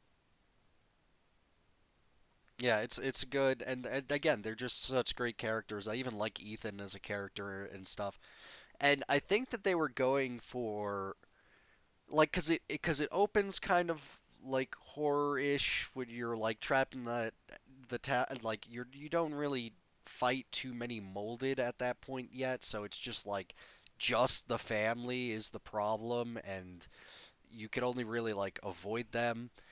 And then it gets kind of like actiony in the middle where you're fighting a lot of molded and stuff. And then at the end it tries to go horror again, I think with like the slow reveals and everything on the boat, but it's just after you had that much fun and goofiness and also boy, that choice between your wife or Zoe is Very shit. it's a really shitty choice. Because like realistically, no one's gonna pick Zoe other than to just see what happens. Right. You know, like Ethan as a character canonically should be picking Mia. It's the whole reason he's in the fucking swamp in the first place. Right. You know what I mean? It doesn't make any sense. And I haven't done the Zoe side. I kind of intend to if I play on Madhouse, which I kind of want to do in this coming week. I've heard that the Zoe side sucks because apparently if you cure her, she just dies like 30 Yep. minutes later. Yeah. So it's like, Why even give that choice? yeah, why even give the choice? It feels like a tacked on kind of element. to the game that didn't really need to be there. Yeah, it's so weird. It's like, oh, if I cure you, you die, but if I do nothing, then you become an anime. Anime, which is also totally strange. That happens to no one else as a result of fucking Evelyn-based infection. But for some reason, when Zoe gets it, she becomes like a Devil May Cry fucking character. It's very odd. It's so fucking strange.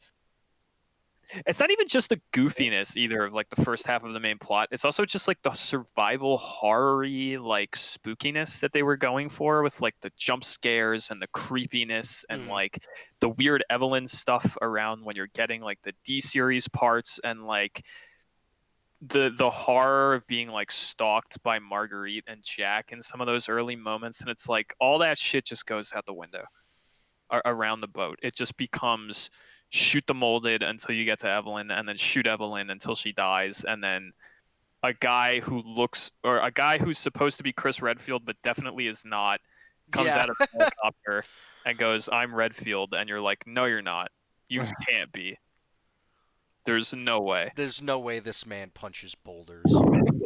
First of all, he lost so much girth. Second of all, you look nothing like the man at all. You did not punch Albert Wesker into a volcano. I know that for a fact. No way in fucking hell, dude. Yeah, that's not a physique of a man who punches boulders in a volcano. But all in all, I like RE7. Even the clowny shit in the DLC. The DLC's fun. I enjoy playing the DLC. I don't mind the clowny plot shit in the DLC. I just pointing it out because it is so strange when you compare it to like the first half of the main game. I just hate. Even hate is strong. I don't hate it. I just dislike that last half of the main game because you can tell that they just didn't give a fuck. Like they didn't care as much, or they just didn't have as much of a budget. They were like, let's at this point from here on out, they need to shoot stuff until we get them to the last boss. And it's like, all right, everything you had before this was so creative and interesting, and you were really like harkening back to the good shit, and then you just kind of fucked it all up. Yep. But the game's still good. I give it a thumb up and a horse thumb, and I'm all fucking hype and ready for my first person Resident Evil 4 adventure that's coming in like 2 or 3 weeks. Get hype. That was long. It was. I had a lot of opinions. I warned you. The man goes hard. Giggity. That was me. I'll go next because my week was short and it's gonna not be anything near what you did. I think all I played was like Hunt, and then Legends of Runeterra. Hype Besides that, Hunt. Are you enjoying Hunt, sir? I know you haven't played it like a shitload, but I'd yeah, like to hear. I enjoy it. I think it's fun. I like fighting people. I like PvP. I like going to find blood. Because unlike Tarkov, where I feel useless, I actually feel like I could do something in this game. I don't know. Yeah, we had that scrappy fight at the church area like last night or whatever, where you picked up a few kills. I was very proud of you. I heard you taking shots, and then I heard people yell in death, and I was like, he did it. My boy is learning. Yeah. So it's fun. I enjoy it. I'm still a little like confused on like how all like the items work and all the perks and shit, but I'll learn. It's very complicated. It appears to be complex, but it's really not. The second you start learning it and getting into it, it's actually very simple. It's nowhere near the fucking learning curve that is Tarkov and its various systems.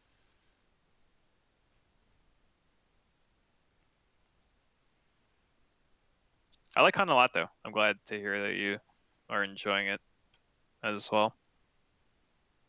Yeah, there's just something about like getting into a firefight with somebody or a team, and you're trying to kill them, but you also got to be aware of what's around you too, because there's fucking Zambos and shit, You and see, then maybe even other teams too.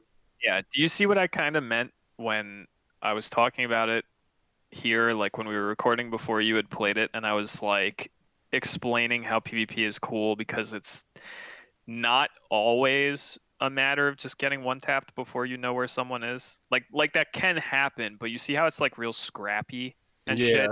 And there's a lot of like repositioning and like exchanges of like gunfire back and forth and shit like that. That's the shit I like about Hunt. yeah. It's I'll never forget the one fucking moment that I laugh every time I think about it was where we chased that fucking guy like across the map, and then he's like, "Nah, he didn't go back and get his friends." And then he got back. Oh yeah, yeah. We had a, we had a brief explanation of what Richie's talking about. We had this moment in a game of Hunt. I can explain this for people who don't know pretty easily. In a game of Hunt, there's 12 people on the map, right? And the way Hunt works is that there's these bosses on the map. They're like your eldritch monstrosity that you have to go hunt. And when you kill it, you pick up a bounty token, which you then have to extract with, and you get like bonus money and like experience if you make it out with that token. But picking up the token is kind of a double-edged sword because it tells everyone on the map that you have it and where you are at all times. But it also lets you use your dark sight to see people through walls. You basically get like legal wall hacks for like Neat. 5 seconds of dark sight time. So we had this massive fight and we thought we wiped the whole server. There was like one guy that may have gotten away that did get away, but we burned some people down, which means you can't get them back up. And we were like, whatever, we're good. We're just gonna go kill the boss and we're gonna leave. So we go kill the boss, and we're in the building where the boss died for like 10 minutes or like 15 minutes total or some shit like that, and no one comes to fuck with us, and we're just fucking around. Like we're dancing, we're jumping around in the fucking building. We're like, we're safe. The whole map is dead. And then we pick up the tokens and we're running out. And we're pushing towards extract, and Richie uses dark sight, and he's like, and you yell over your mic like, "Oh, there's orange right there," which means that there's people. And I'm like, "What?" And I use dark sight, and I spin, and there's two dudes right in front of me, and I'm like, "Oh fuck!" And we had a firefight like fucking like 40 feet out from extract, and then they just ran away from us for some reason. It was kind of hilarious. There was a moment where they absolutely could have murdered us because we were not paying attention whatsoever. We were actually just dicking around because we thought we were completely safe. That game is so much fun. It's I enjoy it. I wanna. I mean, I'm low rank, so I don't have a lot of shit, but I wanna like get more weapons. See what the weapons are like. I feel like I go in with a bunch of long range shit, and we always end up fighting close quarters. Which, yeah, I guess there's hip firing, but still. Yeah. Yeah, you can, as you level up, you can kind of account for that by bringing like a long range gun and then like a small gun that's more for close range, like a revolver or whatever with like fanning, so you can shoot it really fast. Besides Hunt, schoolwork, more card games, more little more tabletop sim, Age of Sigmar. It's been fun. Learning the game a little bit more. And yeah, that's me. I'm boring. We're all boring. In different ways. Let's see. This week I played some Legends of Runeterra myself. I played some League as usual. I have not gotten Hunt. I let the sale pass me by and I just haven't picked it up. Big I rip. big rip. I did start and finish all 3 seasons of Castlevania on Netflix this week. What did you Nice. think? I think the first 2 seasons were good. The third season, it kind of lost me. See, the second season was where I got lost, and then the third was just like a nail in the coffin for me. But yeah, the first one is so good. The First first season's season's great. good. The second season was even good. Like I was okay with a lot of it. I was okay, and I was like, this is a okay place for it to end. There was loose ends and everything, so I know they were gonna put more. The third season just seemed very like that in between stuff that we didn't really need to know a lot of it happened, and they could have jumped to something more fun, but or actiony, and it was not. There was a lot of in between stuff that we know that I guess needed to be seen for what the fuck's coming out in like less than a month because the next season's coming out soon, May 13th. So I will watch the new season to see if it comes back, but like a lot of the like especially the ends of that third season, I was just like, I feel unsatisfied watching that. Mm. That ending did not give me the same like nice feeling watching the end of season one, and even the end of season two gave me like the big battle, everything just didn't give me that same satisfaction. Yeah, so like the first one, it's like you have the crew and they meet each other and they go on a big fight and it's all very good. Uh, the second season, it's like Vampire Game of Thrones, and I didn't care for any of those characters. Well, I was okay with some of it. the characters I cared about were just in a library like the entire season, except for the very end. And that fight at the very end, particularly with the Dracula, like that was great. That was just really good. That was a good fight, very good fight. I But liked it. yeah, everything else I didn't care about. And then the third The Vampire season, Game of Thrones, I was okay with.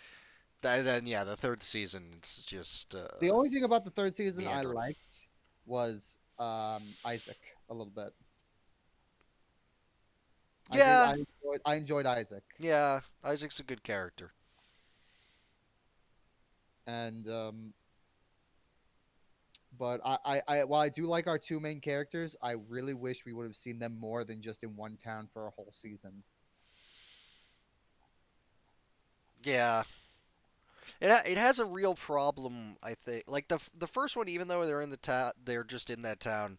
At least they're like it's the interesting steam works underneath, and then there's all the uh, introducing with Alucard, which that is. Let's just touch on what a power move it is to name your kid your name backwards, because it doesn't get brought up nearly enough that Dracula did that, and no one really comments on how ridiculous that is. Well, because if they did, he probably murdered them. It's oh my god. But anyway, it's Is this like at all linked with the games or? yeah, it's a specific two, I believe. I've never played the game, so I would not know. What? Like any of them? No, Wow. Wow. I mean, I'm not like a We're old, super. Anthony. Okay. Well, here's the thing. I'm not a super Castlevania fan either. I mean, I've played, Lament of Innocence, Circle of the Moon, 64, which that was a mistake, and God, I'm the weirdo that used to like 64 as a kid. I liked it as a I would kid play that too. game But all the time. I like I grown up. I realized that's one of those games where it's like, why did I like that? Yeah, I haven't encountered it enough in recent years to realize if it's actually bad and if I was stupid. I've heard people say that it's bad, so it seems to be the popular opinion.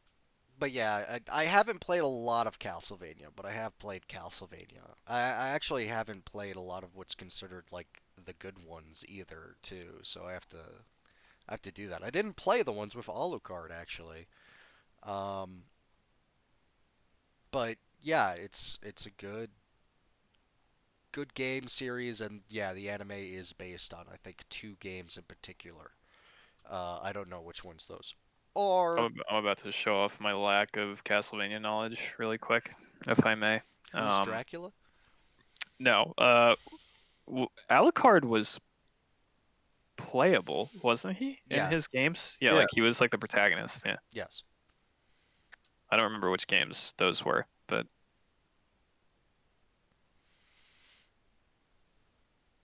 But yeah, I just the third season, like it's subplots, everything, like the multiple stories with everyone. I just didn't like them. Very many of them were predictable. Other ones I just didn't like. Isaac was the only one where I was like, I kind of like where this is going. I kind of like the layers to it all, and it was like interesting because Isaac's character is interesting.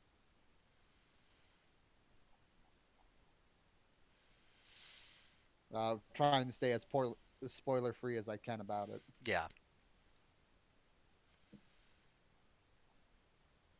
I always heard that Castlevania on Netflix was good, but and I kind of wanted to watch it, but I never did.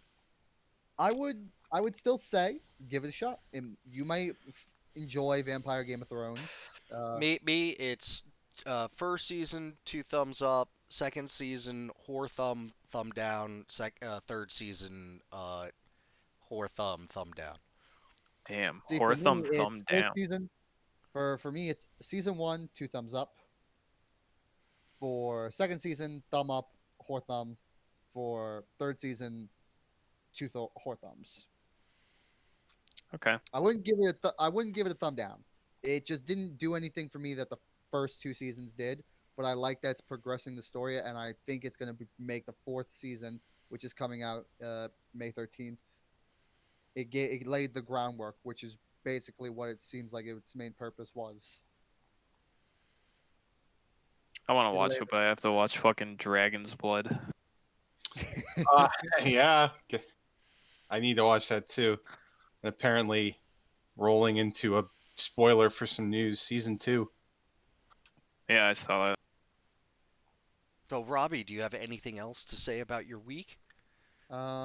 Other than working on like some D&D shit, being super stoked for like potentially mm, the small bit of news, like some D&D shit being released and potential stuff coming out soon, and being super happy about it.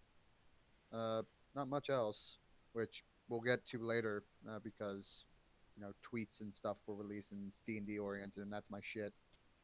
We will talk about that. That's another thing. That was my weekend. All right. So let us begin. The news. The least exciting portion of the podcast. The new. Oh, So the first thing is graphics card smuggling is a thing now. I love it. It's a big old bust in the China, and they found a bunch of graphics cards and RAM along with the drugs. Fucking living in Tarkov, dude. We are truly in both Tarkov and the cyberpunk future at the same time. Fucking graphics card smuggling. We're in Tarkov.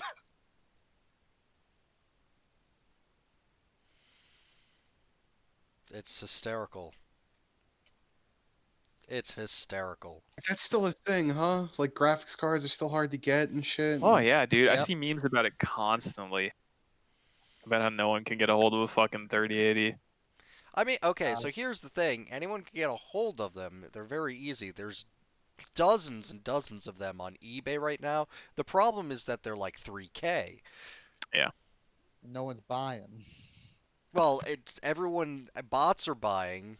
A disturbingly large portion of them are going to these outrageous farms, and there's actually like a bunch of like I've been ignoring a bunch of sub stories regarding that where it's like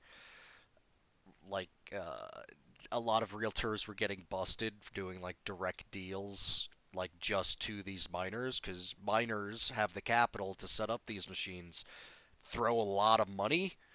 So it's like you can't blame them. That's capitalism, baby. You walk up with a fat wad of cash, and it's like, yeah, I have the product. Here you go. Um, but it's like self-perpetuating. Which funny, I didn't put this in the news, but the rumors of the 3080 Ti have surfaced, so that will soon be sold out. Uh, probably at the end of the year. Look forward to that. But yeah, it's these things. They're really hard to manufacture. Manufacturing slowed down because of COVID, and they can be used to make money. So they're flying off the shelves because anyone gets, anyone can get 4 of these, and you'll be able to set up an Ethereum miner and make a profit within by the end of the year. And that's unfortunately the world. So when every single person in the world can do this, depending on, of course, income, think about the logistics of supplying 4 graphics cards to every single person in the world. It's not going to happen. I just don't understand how we're this far into the 30 series existing and we still don't have NVIDIA providing an answer to anything at all Some to realtors stop have people from provided botting the shit. some answers, but even then, they're not the greatest answers. It's shit like, Yeah, it should be more specific. It's not just NVIDIA themselves, but anyone selling this shit on a digital marketplace, like how are we not putting in any sort of fucking system to stop people from like botting this shit? It's kind of insane. now there's a lot of like lottery systems and things like that, but then, demand has never been higher, even if you ignore the Bitcoin mining, as a lot of people are in home getting their first PC set up for their job. All those artists that can no longer work in the studio want that power at home. It's all shit like that. That it's every single thing adding together. Really, it would be a bad situation even if the mining doesn't exist. The mining just makes it so much worse.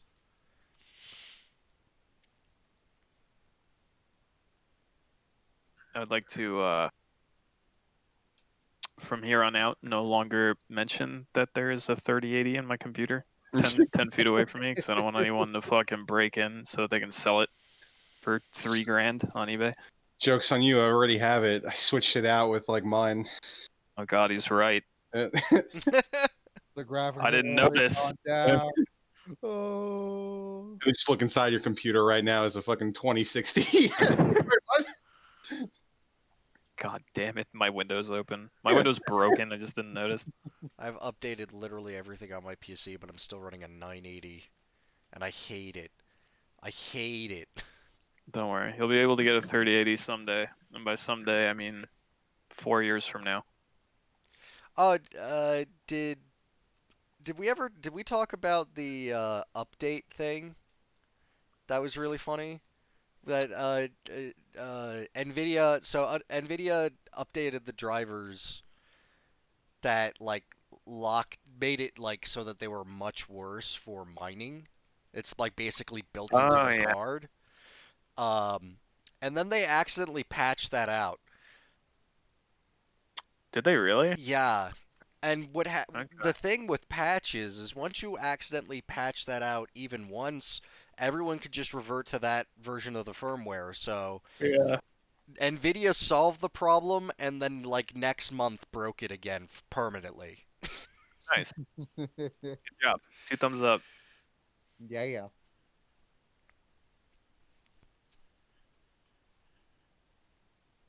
Let's go on to other news. RE8 had a showcase. Yay. Fuck yeah, dude. I didn't watch it. Cool. So then I assume I'm the only one that did. Yep. Nice. Great news watching we're doing, people. It was cool. They showed gameplay. I think the primary things of interest that came out of it was that they showed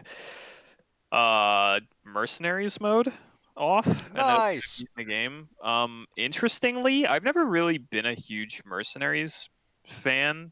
I played it a bit in RE4 back in the day. This one kind of piques my interest because it's kind of like a roguelike. They Neat. they they did this thing where it's like you go from stage to stage and you'll get like upgrades as you progress, but the upgrades are random. So you'll break it It's like a thing, you break it, and then it gives you like 3 choices of upgrade, and they're completely random. So there's like a little bit of a roguelike-esque randomness to your run every time you play that I think is pretty fucking neat. Um, and probably the most hilarious thing about the showcase is that they showed off yet another new SKU of Resident Evil 4, which is a VR version of Resident Evil 4 only on Oculus? That's the Facebook one, correct? Yes. Yes. So only through Oculus can you play RE4 in VR. How does that work? I guess you would be in Leon's perspective? Yeah, it's So it first turns person. it into a first person. Interesting. Yes, it's very neat actually. You can see it because you play in first person, and when he's got the like pistol out, you're actually like dual wielding the pistol with one controller and the knife with the other. Oh, fun. So it seems like it affects gameplay a little bit. Um, yeah, I don't know. I'm never like super excited about VR shit, but I just found it kind of hilarious that they're pushing yet another SKU of Resident Evil 4 out ahead of, maybe not ahead. I don't even know if it's out like at this exact moment or not, but at around the same time that they're putting out a Resident Evil game that's clearly very influenced by Resident Evil 4 and out ahead of the RE4 remake that we all know they're developing behind closed doors. Let's get that shit out on VR. Let's sell it one more time. Before we sell it one more time. Yeah, before we sell it again, but as like a new game completely, which is not necessary. I don't remember if there's anything else from the showcase that was interesting. It was mostly just gameplay and like showing off some cutscene and story stuff. They showed a nice elongated scene of mommy milkers like sucking on Ethan's hand that everyone's been memeing Nice. to death. And that's about it. So get ready to play RE4 again on your Oculus. Get hype. Next story is Amazon cancels its Lord of the Rings game because, haha, copyrights I are didn't even fun. know this existed, to be completely honest with you. I think I remember reading about it forever ago, but I don't know. I'm not super into Lord of the Rings. I really liked all the movies. Were good. I've read The Hobbit. And so like I saw this was on the radar and it's fine. This is the birth of fantasy as a genre. Could be a good game. But no. It's I sad. 'Cause really any Lord of the Rings game, I'm like down for because I really want a good one to come out. But it's whatever. Another one will pop up at some point. At Well, some point. here's the thing. I'm sure it's probably still going to exist because so the entire reason why it got canceled is it wasn't really canceled by like Amazon. It's they were working with this Chinese programmer, and then that programmer got bought by Tencent, and Tencent tried to renegotiate the contract, and it just dissolved in the office. So, like, any work they did is still exists. It's just Amazon doesn't want to work with Tencent in this regard, and so maybe Tencent will just release it on its own, or maybe they'll like, or they'll do that weird Chinese thing where there'll be like a new action game coming out, and you'll be playing it, and then you'll be like, wait, that's Legolas. That's just Legolas right there. They're using him as their generic elf. What the fuck? But that remains to be is that a seen. Chinese thing? I distinctly recall Blizzard doing that many, many, many moons ago That with too. what was supposed to be a Warhammer Fantasy IP, which wound up giving them their most successful thing they ever made. Well, there you go. I'm just waiting for the next 5. I'm gonna say 5 to 7 years when Total War Warhammer 3 is done. They've milked all the DLC they can, and then we get Total Lord of the Rings. The Total War of the Rings. Yeah, I hope that doesn't happen. It could very possibly happen. I'd like it to not. I think it would be really awesome if we got like Total War 40K instead. I'd like to see them do something like that. Like just like hard veer from fucking fantasy and do like a sci-fi thing. That'd be really neat. I would kill for that, honestly. Like a Total War style game, but 40K with like a campaign that plays like a Total War campaign, but In in like space. space with 40K shit. That would be amazing. I wouldn't be down with the fact that I have to pay like another fucking $500 to get all the DLC by the time the game's lifeline is done, but you know.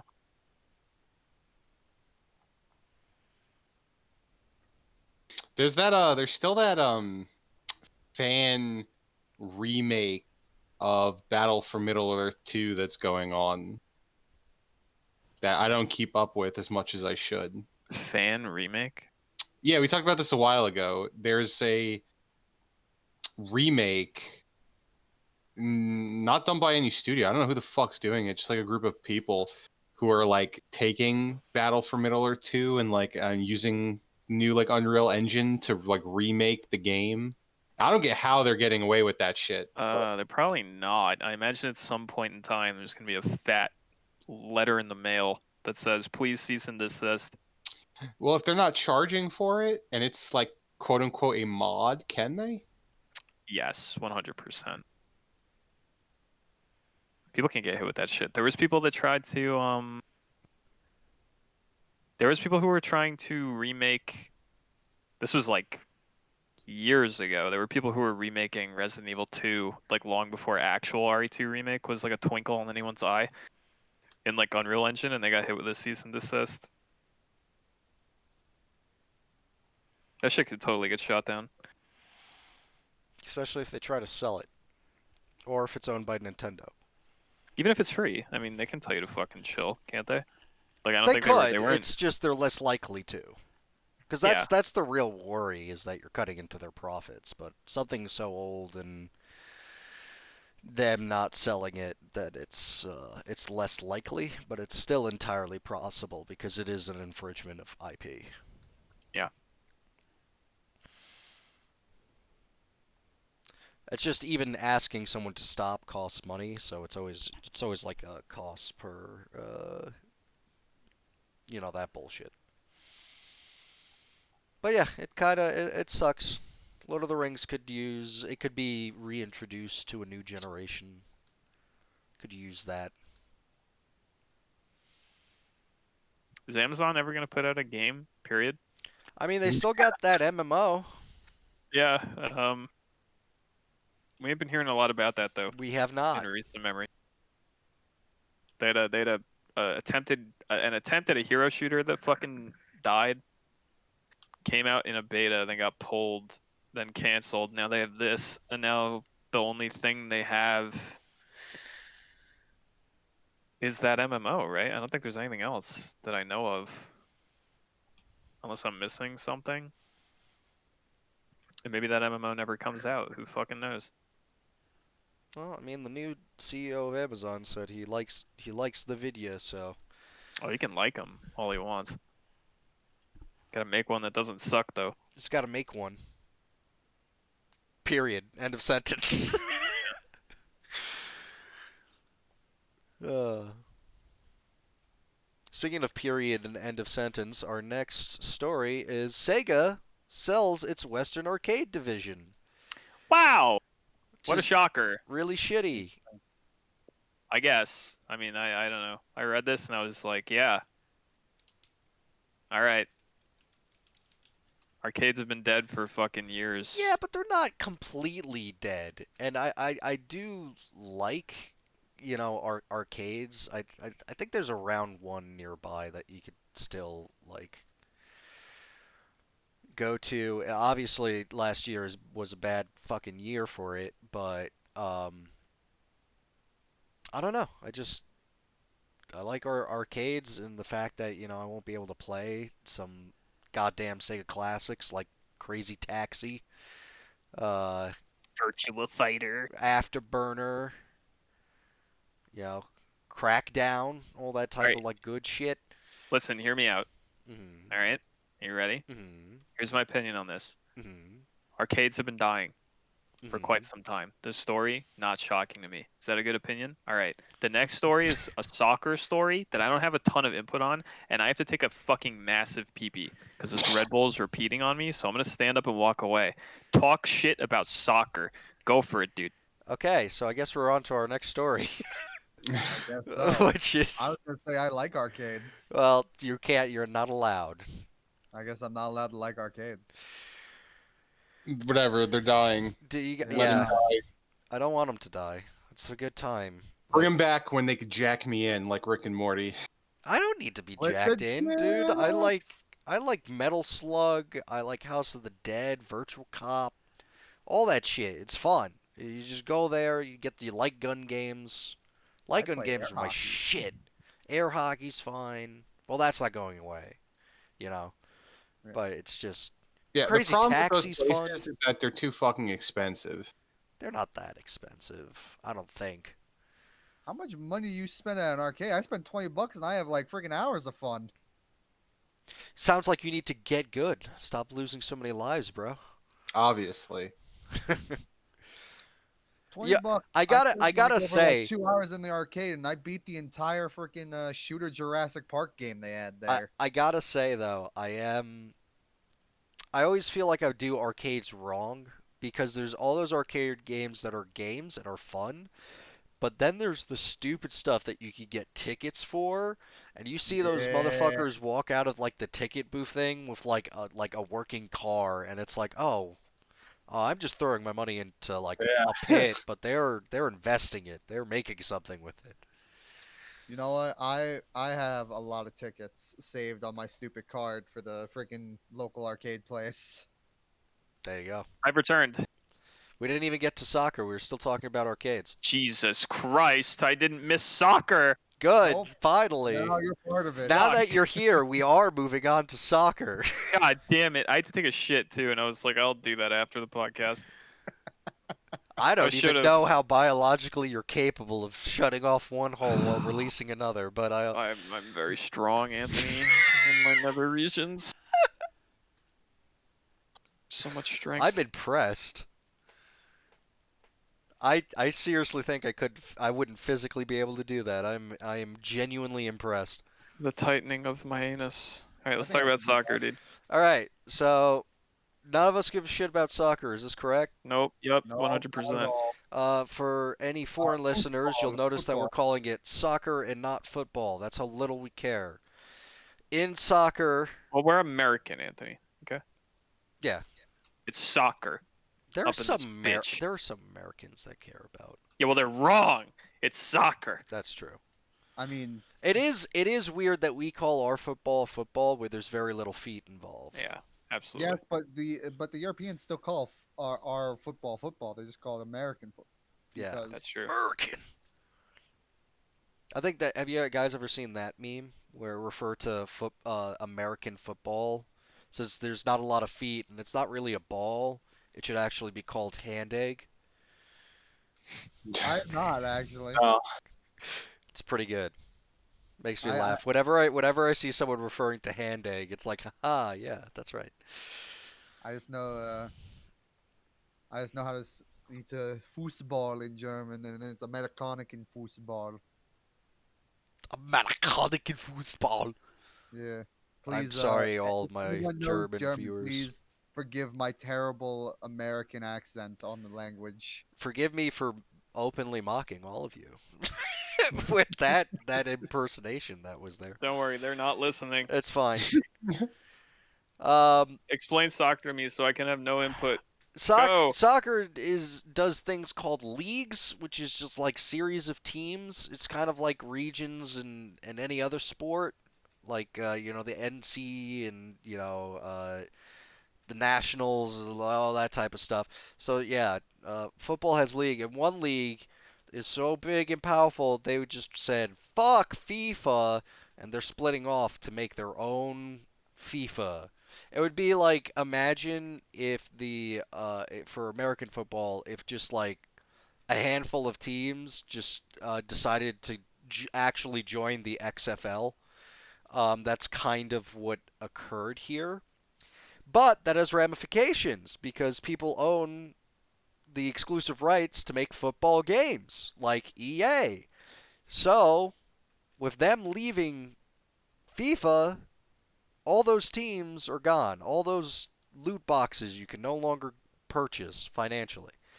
And the interesting thing is this Super League, which I don't even know the term. This is how little I care about what goes on in soccer. Um, supposedly Super soccer. it talks with Konami for Oh. their official license. So you'll have Pachinko FIFA machines. FIFA still by EA and Konami releasing, Super League Soccer. SLS. SLUS. It's going to be SLUS versus FIFA. Sluts versus FIFA, dude. Let's go. I would actually watch it then. That's the story. Yep, I got nothing. I like it just because, Fuck EA and their loot boxes. yeah. Yeah. Footy. This is a story I forgot to list, but whatever is Konami, speaking of, files new trademarks for Castlevania and Metal Gear Rising. This doesn't Oh yeah. mean anything because it's just the trademarks. They're Yep. keeping their IP. They were going to do that for Castlevania. There's no way they're just going to let that die. It is very interesting that they're holding on to Metal Gear Rising. And what is that about? Is there perhaps a remake on the horizon? Or is there perhaps a sequel? Are they just holding on to the IP and will do nothing with it for years to come? Who knows? We're probably just holding on to the IP. I could get excited and hope that there's another Revengeance being made right now by Platinum behind closed doors, but it's not happening. I highly doubt it. It's probably for a Metal Gear Rising pachinko machine. Yes. Get hyped. Yeah, that too. Speaking of getting hyped, I called it. PlayStation and PS Vita games to remain available for purchase on the PS Store. Yeah. You say you called it. I say, did you call it or did they actually just react to everyone blowing their shit up I on the don't trust internet? corporations, so whichever you think is the scummier move, that's the one that you should go with. It's funny to put the tinfoil hat on and say, wow, it was just a PR maneuver to get people's attention to like buy this shit on these stores that no one's buying from anymore. And then to be like, no, we're not doing it, even though they never intended to do it in the first place. It's funny to think that that's what they're doing. You may have been right. It's also possible that they were totally going to do that That's because true. Sony is kind of out of touch, especially as of late. So I don't know. I'm inclined to believe that they had every intention of killing those stores, I and they mean, just they saw did like everyone on the internet making videos being like, "What the fuck is going on, dude?" And then they were like, "We shouldn't do this." they did actively kill their movie stuff, like that went through. So it could be just the pushback was what made them reconsider. But I mean, I don't even know why they consider this in the first place. They cannot I take up too well, much server space. yeah, that was always the first issue with this story was why are they doing this at all? Um, Hmm. I bet this is like a reaction to all the multiple like facets of bad press that they've been getting recently because it hasn't just been this. It's also been all the articles being written about what they're doing behind the scenes with their studios and like Days Gone not getting a sequel in favor of like Last of Us horse shit and blah blah blah. And it's like maybe just to save face a little bit and divert attention from all that, they were like, all right, let's not kill those stores so someone has something good to say about us in the fucking press, at least mildly, however so small. Because it's been a lot. It's been a dog pile of like fuck Sony for like a week now. Hmm. We were literally that was basically the theme of last week's podcast. So Yeah. So I don't know. I bet they fully intended to do it, and they were like, let's not, because people are losing their shit. speaking of people losing their shit, Wow, Robbie, we're cooking. I believe you have a story. We're cooking and booking today. Yes. So recently, a new Unearthed Arcana came out for Dungeons and Dragons. While I know not everyone's a super big D&D fan, um, what they released was basically a complete revamp for a bunch of draconic lineages. So what that was new Dragonborn, both metallic, chromatic, and now gem Dragonborn, as well as a rework to kobolds. That was interesting in and of itself, but a while later, a artist that works for Wizards released a tweet for a very high graphic, high graphically done map of Dragonlance, like the continent, the world that was done back, I believe, 3.5. And when someone was asking to buy it off of them, they said they had to talk because this material may be getting used soon. So this has got the fucking wheelhouse of people speculating the next book. Are we getting the next fucking new book? Basically announced Dragonlance, the setting Dragonlance, Dragonborn getting reworked.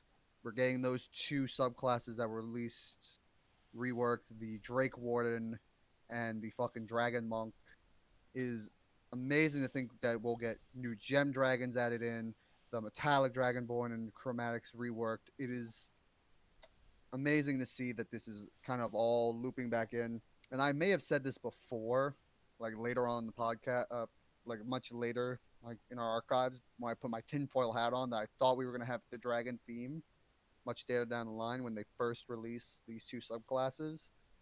But to see like the actual map being worked on, it really is showing that Wizards is pumping out all this new extra content, and the fact that it's Dragonlance, hell yes.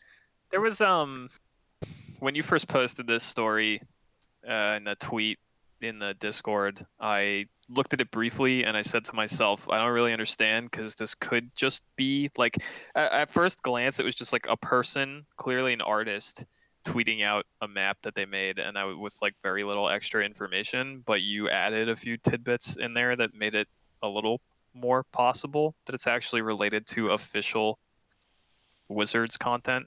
Because at first glance, I was like, isn't this just a person posting something that they might have been like commissioned to make, and people are just speculating that it might be for something official? But you added a few things that made it a little more clear.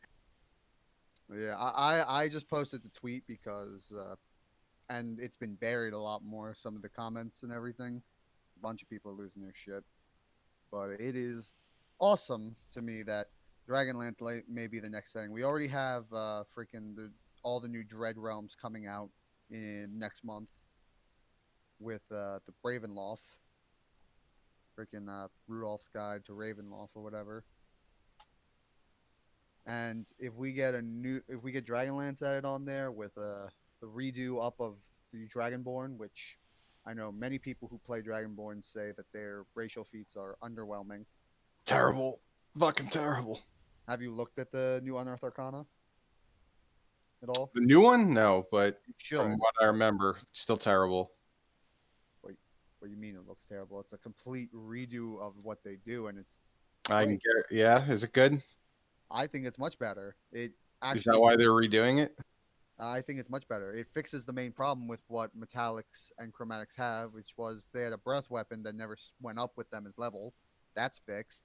Gives them each something uniquely flavored to them. Chromatics get something. Metallics get So if something. it's good, then why are they fixing it?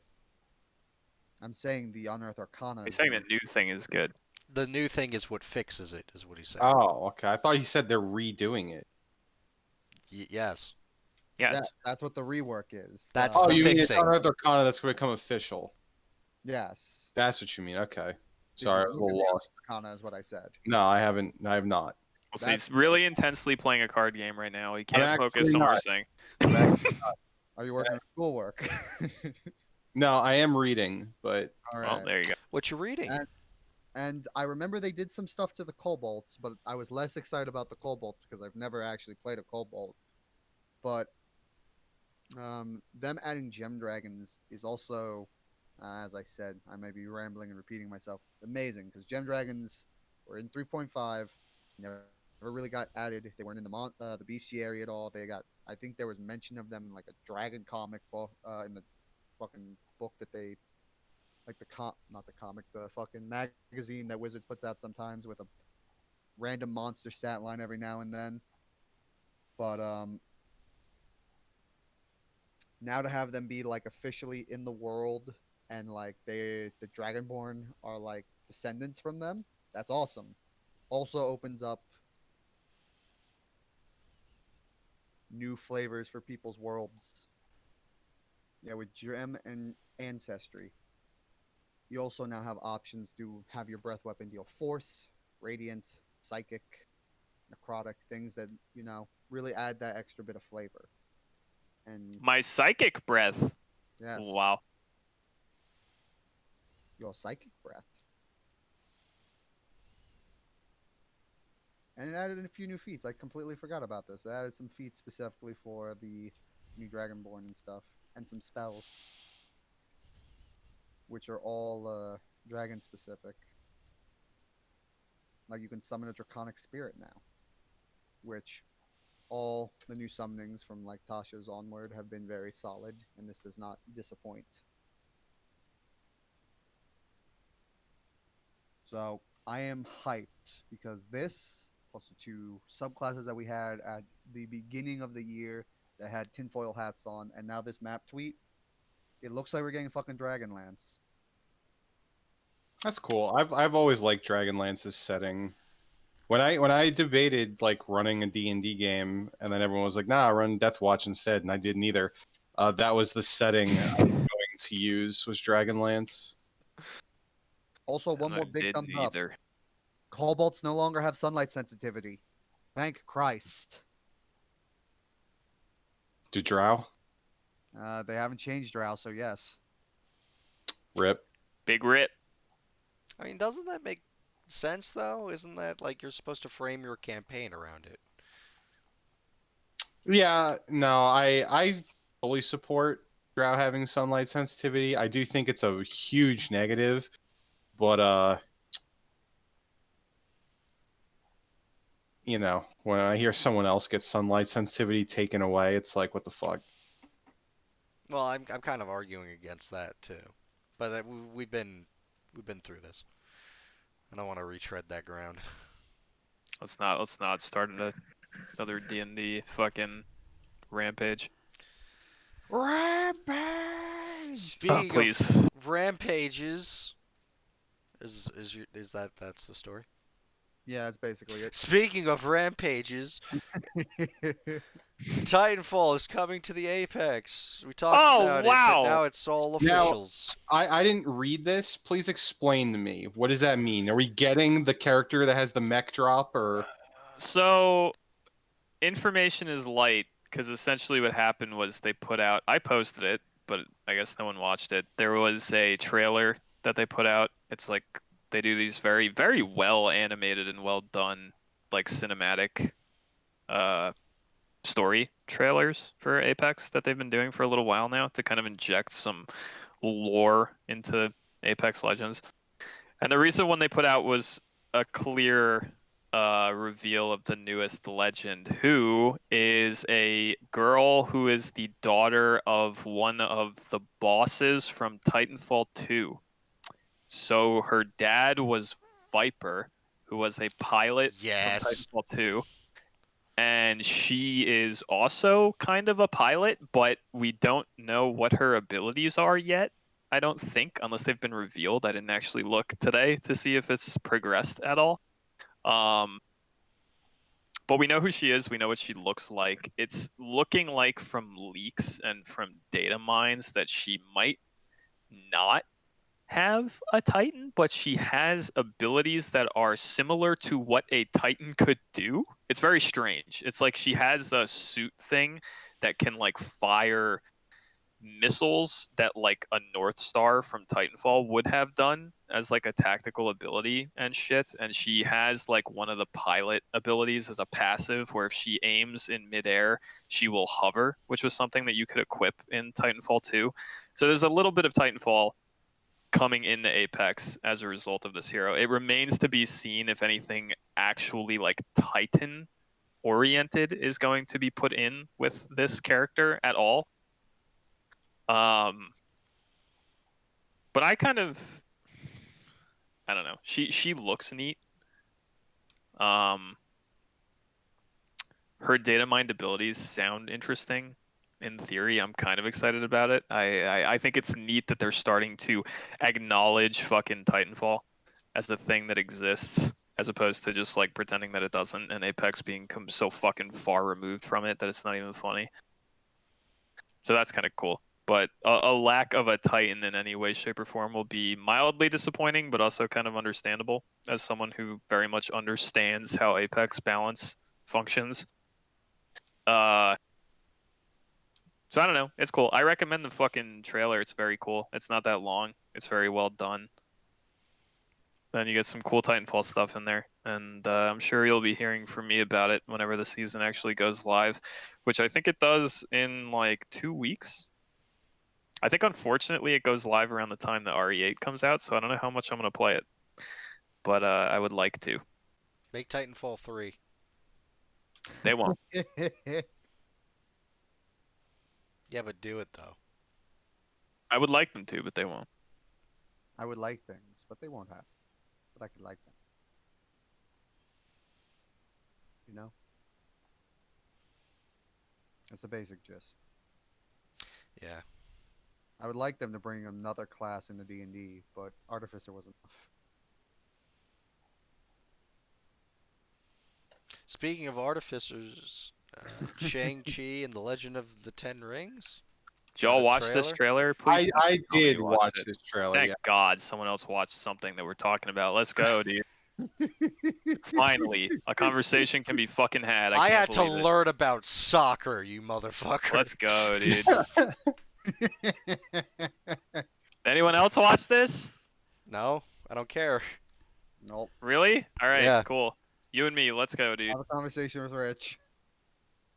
It's a fucking MCU trailer. I can't believe you guys didn't watch it. It's not even that long. I don't No, know. Like it was. I MCU don't know started to anything lose me. about this guy whatsoever. I don't either. I still watched it. I was interested. Oh, I'll watch it right now. How did you feel about it? I have As- some opinions. let me hear your opinions. Hold on, I'm getting ramen. Yeah, it's Okay. fine. Here's my opinions. Yeah. Yeah. Well, obviously. Hold on, I'm gonna wait for you to not be busy. Anthony can edit this out. No, I'm good. I'm Okay, gonna cool. actually So, double it and extend its length. I liked it. I was actually kind of pleasantly surprised with it as someone who doesn't know shit about this like property at all. Watching it, I really liked all the scenes where it looked like a really high budget, like martial arts oriented action movie where he's like fighting the dudes on the bus, or he's like fighting the dude with like the weird painted face and shit in the building and all that shit. Like those scenes look really cool. And then unfortunately, the movie clearly goes to like giant CG battle scene, like very typical of like an MCU movie because you can see a few like hard cuts to that in the trailer. That shit I'm not excited about, and it kind of lost me in those moments. Everything where it's just him like kung fu fighting dudes in like cool locations with like really well done choreography and shit, I was like, that looks sick. I want to see that. That stuff looks cool, and I'm really excited to have something like that in the MCU. It's very like Iron Fistish, and I was like, that's neat. The fact that it goes to those like Black Panther / Infinity War like big CG battle scene is kind of disappointing, but all that other shit looks really interesting, and I'm actually kind of pleasantly surprised by the trailer, is knowing nothing about this guy or anything regarding this whatsoever. It looks kind of cool. I want kung fu movies to be big again. Watch this fucking trailer because it looks like half of it is a kung fu movie. Yeah, but the other half It isn't. looks okay. The other half is not, but the parts that, well, we don't really know that, but the parts that do look like an old school like martial arts action flick just with a fucking MCU budget look really neat, and I'm actually kind of excited about that aspect of this movie. And then it becomes big budget CG monster mash, and like that's kind of disappointing. Yeah, it looked like a giant CG tiger was in there or something. Yeah, I'm Yeah. not excited about that part. But the kung fu, the fight scenes look cool, and they look well the done. fight is That's as good as all they want, but It's all about, if they're actually if the movie itself is good, if the CG takes away from everything or not, which it's possible it can do. I'm hoping that those battle scenes are not the crux of the movie, and most of it is him like fighting dudes in those more mundane locations. It's unfortunate that if I watch this movie, the whole time I'll be watching it, I know where it's headed, which is to those fucking big dumb scenes. But those little fight scenes look very cool and they look very well done. So I'm kind of hype about that. Yeah, I think they look good. I was excited when I heard that this movie was getting released because like the whole like 10 rings thing. I want to know if we're getting like an actual fucking Mandarin villain. Yeah, Was that's the true. I've Mandarin forgotten about that. Which there was a fine? scene. There's like I think it's like it shows just like a dude's arm with like bracelets around it. I wonder if that is like a fucking reference to like the alien fucking rings. Because if you look through this trailer, there are like bits of alien tech, or at least tech that looks fucking alien. See, I don't know anything about the 10 rings. Like I don't know what this is. I have no background like history on this at all. Like no knowledge of what the Well, fuck this like movie. the villain, the Mandarin had like these alien fucking rings that were like tech, but he used those like fucking magic, and Okay. that's like his thing. They creep into other Marvel properties, the power rings. It's like Lord of the Rings, where it's like the rings of power gifted to man and elves and shit, except there's no one ring to rule them all. So do you think this is them? Do you think this movie is the start of their next big saga where the rings will connect the rest of the future movies in this phase? And then it will Could be. culminate in another different team movie that revolves around the rings. Do you think that's what they're doing? I don't think so. I hope Well, so, because that Really? lets me post that precious power ring video. I have not I have not seen Falcon and the Winter Soldier yet. I don't know like where that shit's headed, but I do know that like WandaVision and the Doctor Strange movie and possibly even the Spider-Man movie are gonna like coincide. So I don't know if the next big bad team fight movie is gonna be Mandarin with 10. I don't know. Maybe. Who knows?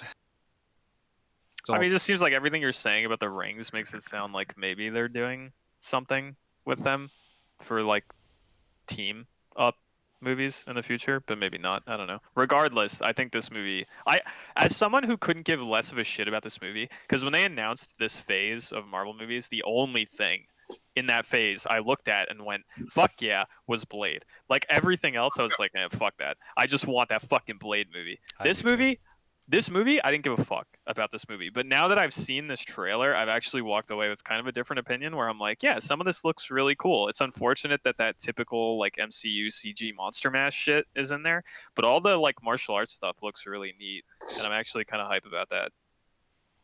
So I hope it's good. And I hope the CG monster mash shit isn't like the majority of the movie. Because if it is, that would be really fucking unfortunate. I People was, have pointed out that this movie. Sorry, what were you gonna say? no, I was just gonna say. I mean, you go first because I was gonna like get off this movie specifically. Okay. Well, I kind of was too, but also related was people have pointed out that this is kind of interesting that this movie is coming out around this time because it's sort of like direct competition for the Mortal Kombat movie. Is It's it? like two. I mean, yeah, two similar, very similar, like kind of styles of movie, like a return to like martial arts focused action movie on like big screen fucking cinemas at around roughly the same time that the MCU is now dipping into, and like Mortal Kombat is obviously focused around that shit. Yeah, but isn't Mortal Kombat like out now? Coming out No, Uh, Friday. I mean here, but is it like out in other places? is it out? Yeah, I'm pretty sure it's out. Oh, it's out. It comes out this Friday. Yeah, this is just a trailer for this thing. So they're not going to be in competition. If anything, if Mortal Kombat is well received, this will probably do better because people will be like, yeah. Yeah, true. Yeah, I didn't realize. I thought I thought MK was farther out, honestly. don't- No, Didn't me realize it too. was this Cause what? The trailer was only like it was not even a month ago, and it's just fucking out. Yeah, that's actually shocking. I didn't realize it was in like 2 days. The trailer's telling you to get over here. Watch this movie. Oh, fuck me, dude. It's gonna be on HBO Max. Yep. Yep, which I got. Yeah. Oh, lucky you. I do not. Sail the high seas. Yeah, I don't want to do that. You can always travel the high seas, or you know, Yeah, I don't know if I would say that these movies are in like direct competition because I feel like people are going to go into watching a Marvel movie a lot different than they're going to go into watching Mortal Kombat. Well, they're definitely not. Now that I realize they're not coming out at remotely the same time. Like it's not even really a conversation anymore. I thought MK was further off. It's interesting though. I am more interested in this movie than I was previously. So if that was what the trailer was supposed to accomplish, it kind of succeeded with me a little bit. When's Blade? Yeah, when is Blade? Isn't that like not this year? No, I don't think it is. When? I need to know.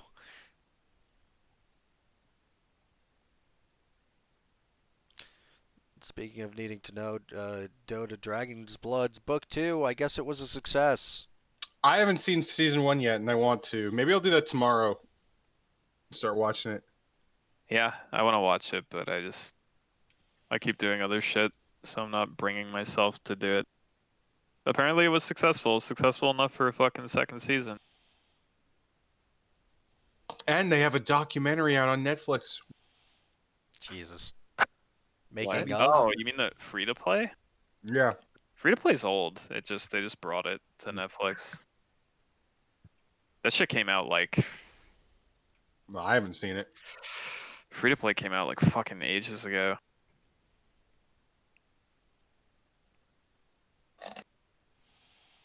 I'm looking it up because I can't remember. Yeah, it came out in 2014. That shit's old. It just wasn't on Netflix. They've had it on Steam for ages. I just have to say, the fucking ramen was amazing. Nice. I don't know where my sister got it, but Richie Ramen reviews. did she make it? She said No. she wanted to make. no, this was at a place because she gave me a bag with a smiley face on it. Oh, okay.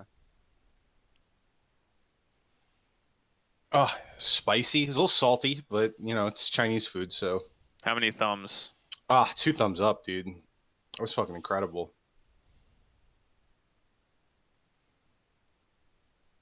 Excellent. Yeah, but Dota anime, gotta watch it still. Hopefully, I do that and I can give my hot takes. Yeah, I probably won't, but between now and next week, but I will at some point. Look, it's Dota. Speaking And then of all these people who are listening will hear our amazing review of Dota Dragon's Blood. You're all two or one of you are clamoring for it. Please review Dragon's Blood, please. Please. you don't know, maybe that's what makes us puts us on the map. Yeah, it won't. Gaben himself views our review, and he Nothing's goes, "These guys suck. I'm never releasing Half-Life 3." And he just, what could you imagine? Just like front page of Steam is like, "I'm never releasing Half-Life 3 because of these fuckers." And Yeah, even then if he it links to our channel. even if it wasn't us, if it was anything, like I'm not doing Half-Life because of this person. They're dead. That's it. They're done.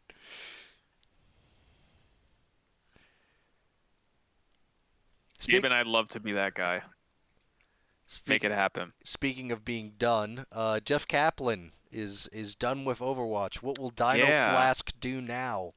This was kind of shocking. All the Big Daddy Jeff memes are dead. No. The man is gone. He's Wrestle with Jeff. Prepare for death. Patching himself out of the game.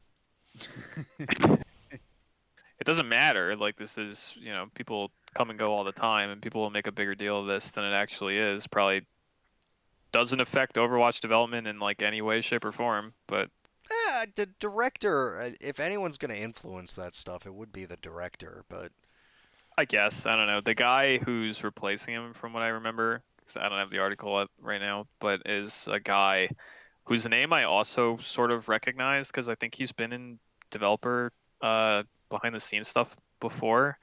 And I believe he was pretty high up already and worked directly with Jeff Kaplan. So I don't think it's a big deal that he's leaving. The biggest deal of this is that no more Jeff memes for the foreseeable future. All through Overwatch 2, we will no longer have things like wrestle with Jeff, prepare for death. It's over. End of a fucking era, man. oh, you never know. The next guy might be as memeable, maybe more. Probably not. It's Goodbye, Jeff. What will Dinoflask do now? Will yep, he make hilarious videos of the new guy?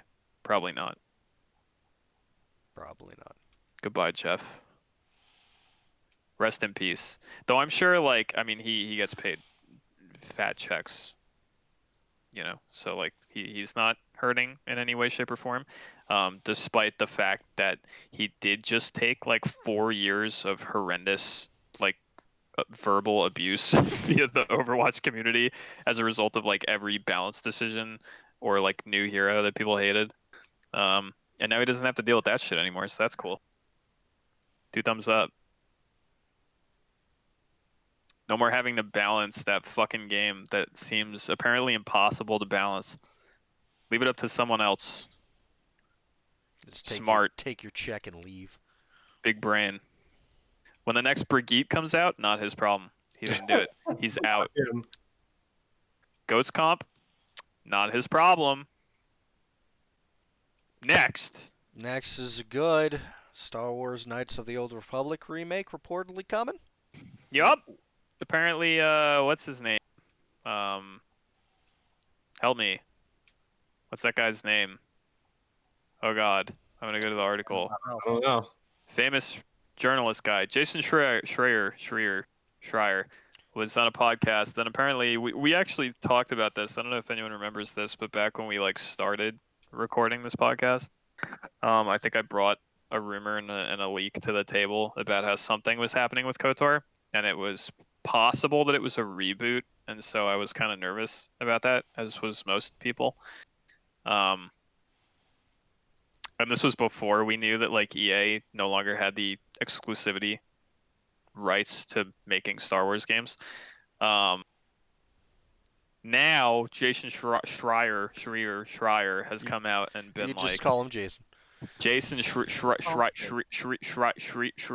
came out and he was like, it's happening. It's a remake, and it's not. It according to him, I don't understand the licensing anymore behind Knights of the Old Republic. I think what's going on is EA has no involvement. He doesn't even mention that they're publishing it. It's just Aspire are the ones making it, which is kind of interesting because Aspire is a development studio that has no history of doing like wholly original games. They just do ports. They're kind of like what Iron Galaxy used to be for fighting games before Iron Galaxy made KI, or came in to continue development on KI. They just ported shit. Specifically, they ported the Knights of the Old Republic games. Maybe they did the mobile version because that was like a more recent thing. And now they're making the full-fledged remake. So I don't know what that means. I don't know if that's something to be excited about or if it's something to be concerned about. I think that thing to be excited about is that no EA involvement is obviously a 2 thumbs up. But a studio that's never made something wholly original or like a game from the ground up and has only ported shit is kind of like might be like a mild red flag. Maybe. Possibly. I don't know. It's possible that they could fucking knock it out of the park, but I don't know.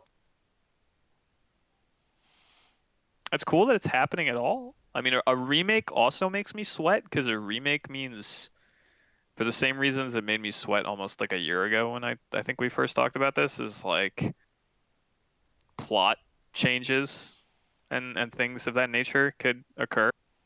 Um, via the Disney overlords telling them to change certain things. Mm. Uh, but I don't know. It could be good. So I'm hopeful for it. I think this is the most hopeful I've been for something that originated from BioWare in a really long time, because both EA and BioWare are not involved. So I have something to kind of be excited about because they're not making it. Yeah, but Disney's involved, so there's also something to not be excited about. Yes, there is still something to be concerned about, but I'm more hopeful than concerned until I start to see things from it, like trailers and gameplay, and then we'll see how my opinion fucking changes on that front.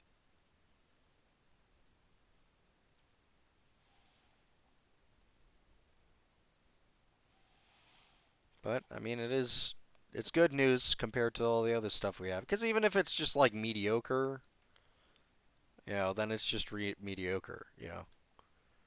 It's a game that was good being probably re-released. Can they fuck it up? Sure, of course. It's unlikely though.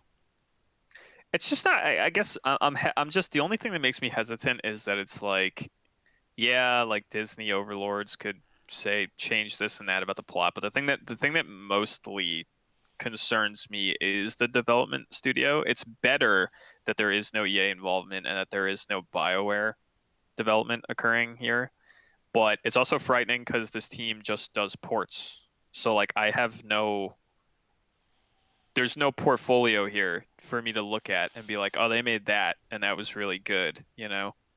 Um, it's not like if this got announced and it was like, oh yeah, Obsidian's doing it, then I would be like, oh, okay. Like this is probably going to be a good fucking game. But it's a studio I know literally nothing about, who has only ported shit. So like it could wind up being garbage. It's possible. But I hope not. And that's about all I have to fucking say about that, because there's really nothing else to say. Hopeful that it's not dog shit. And that's the news. Wow, we're done with the least exciting part of the podcast, as per our votes. And our votes are the only ones that mattered, being that we are in No one else control. is voting. Yeah, that too. If you want to vote, leave a comment down below. Vote below. Vote with the Chinese like sex bot, button. vote yay or nay. Yeah. Yeah, Chinese sex bot. Whoever's coding these sex bots, Vote you're yay the or only one nay. that engages with our content, so more of that, please. More engagement from our Yes. Chinese sex bot. Leave a few more of those comments, please. Yeah, For the hit algorithm. hit the like button, leave a comment. Maybe YouTube won't bury us. They will. Oh yeah, they most definitely will. I will. Judging by the stark difference between our earlier views and our more recent views, I think we've already been buried. Every week we upload, we're crawling through the dirt of our shallow grave, hoping someone will click our thumbnail and listen to our shitty podcast, but no one will. Come on, guys, our loyal viewer base. We depend on you. Help. We really don't, actually. Help. How many subs do we have now? 22. Help. 22? 22 subs? Nice. Why the fuck don't we have 22 views on every video, you fucks? Do you watch everything in your subscription feed? You lazy fucks? No, I don't, actually. So There you go. That's it.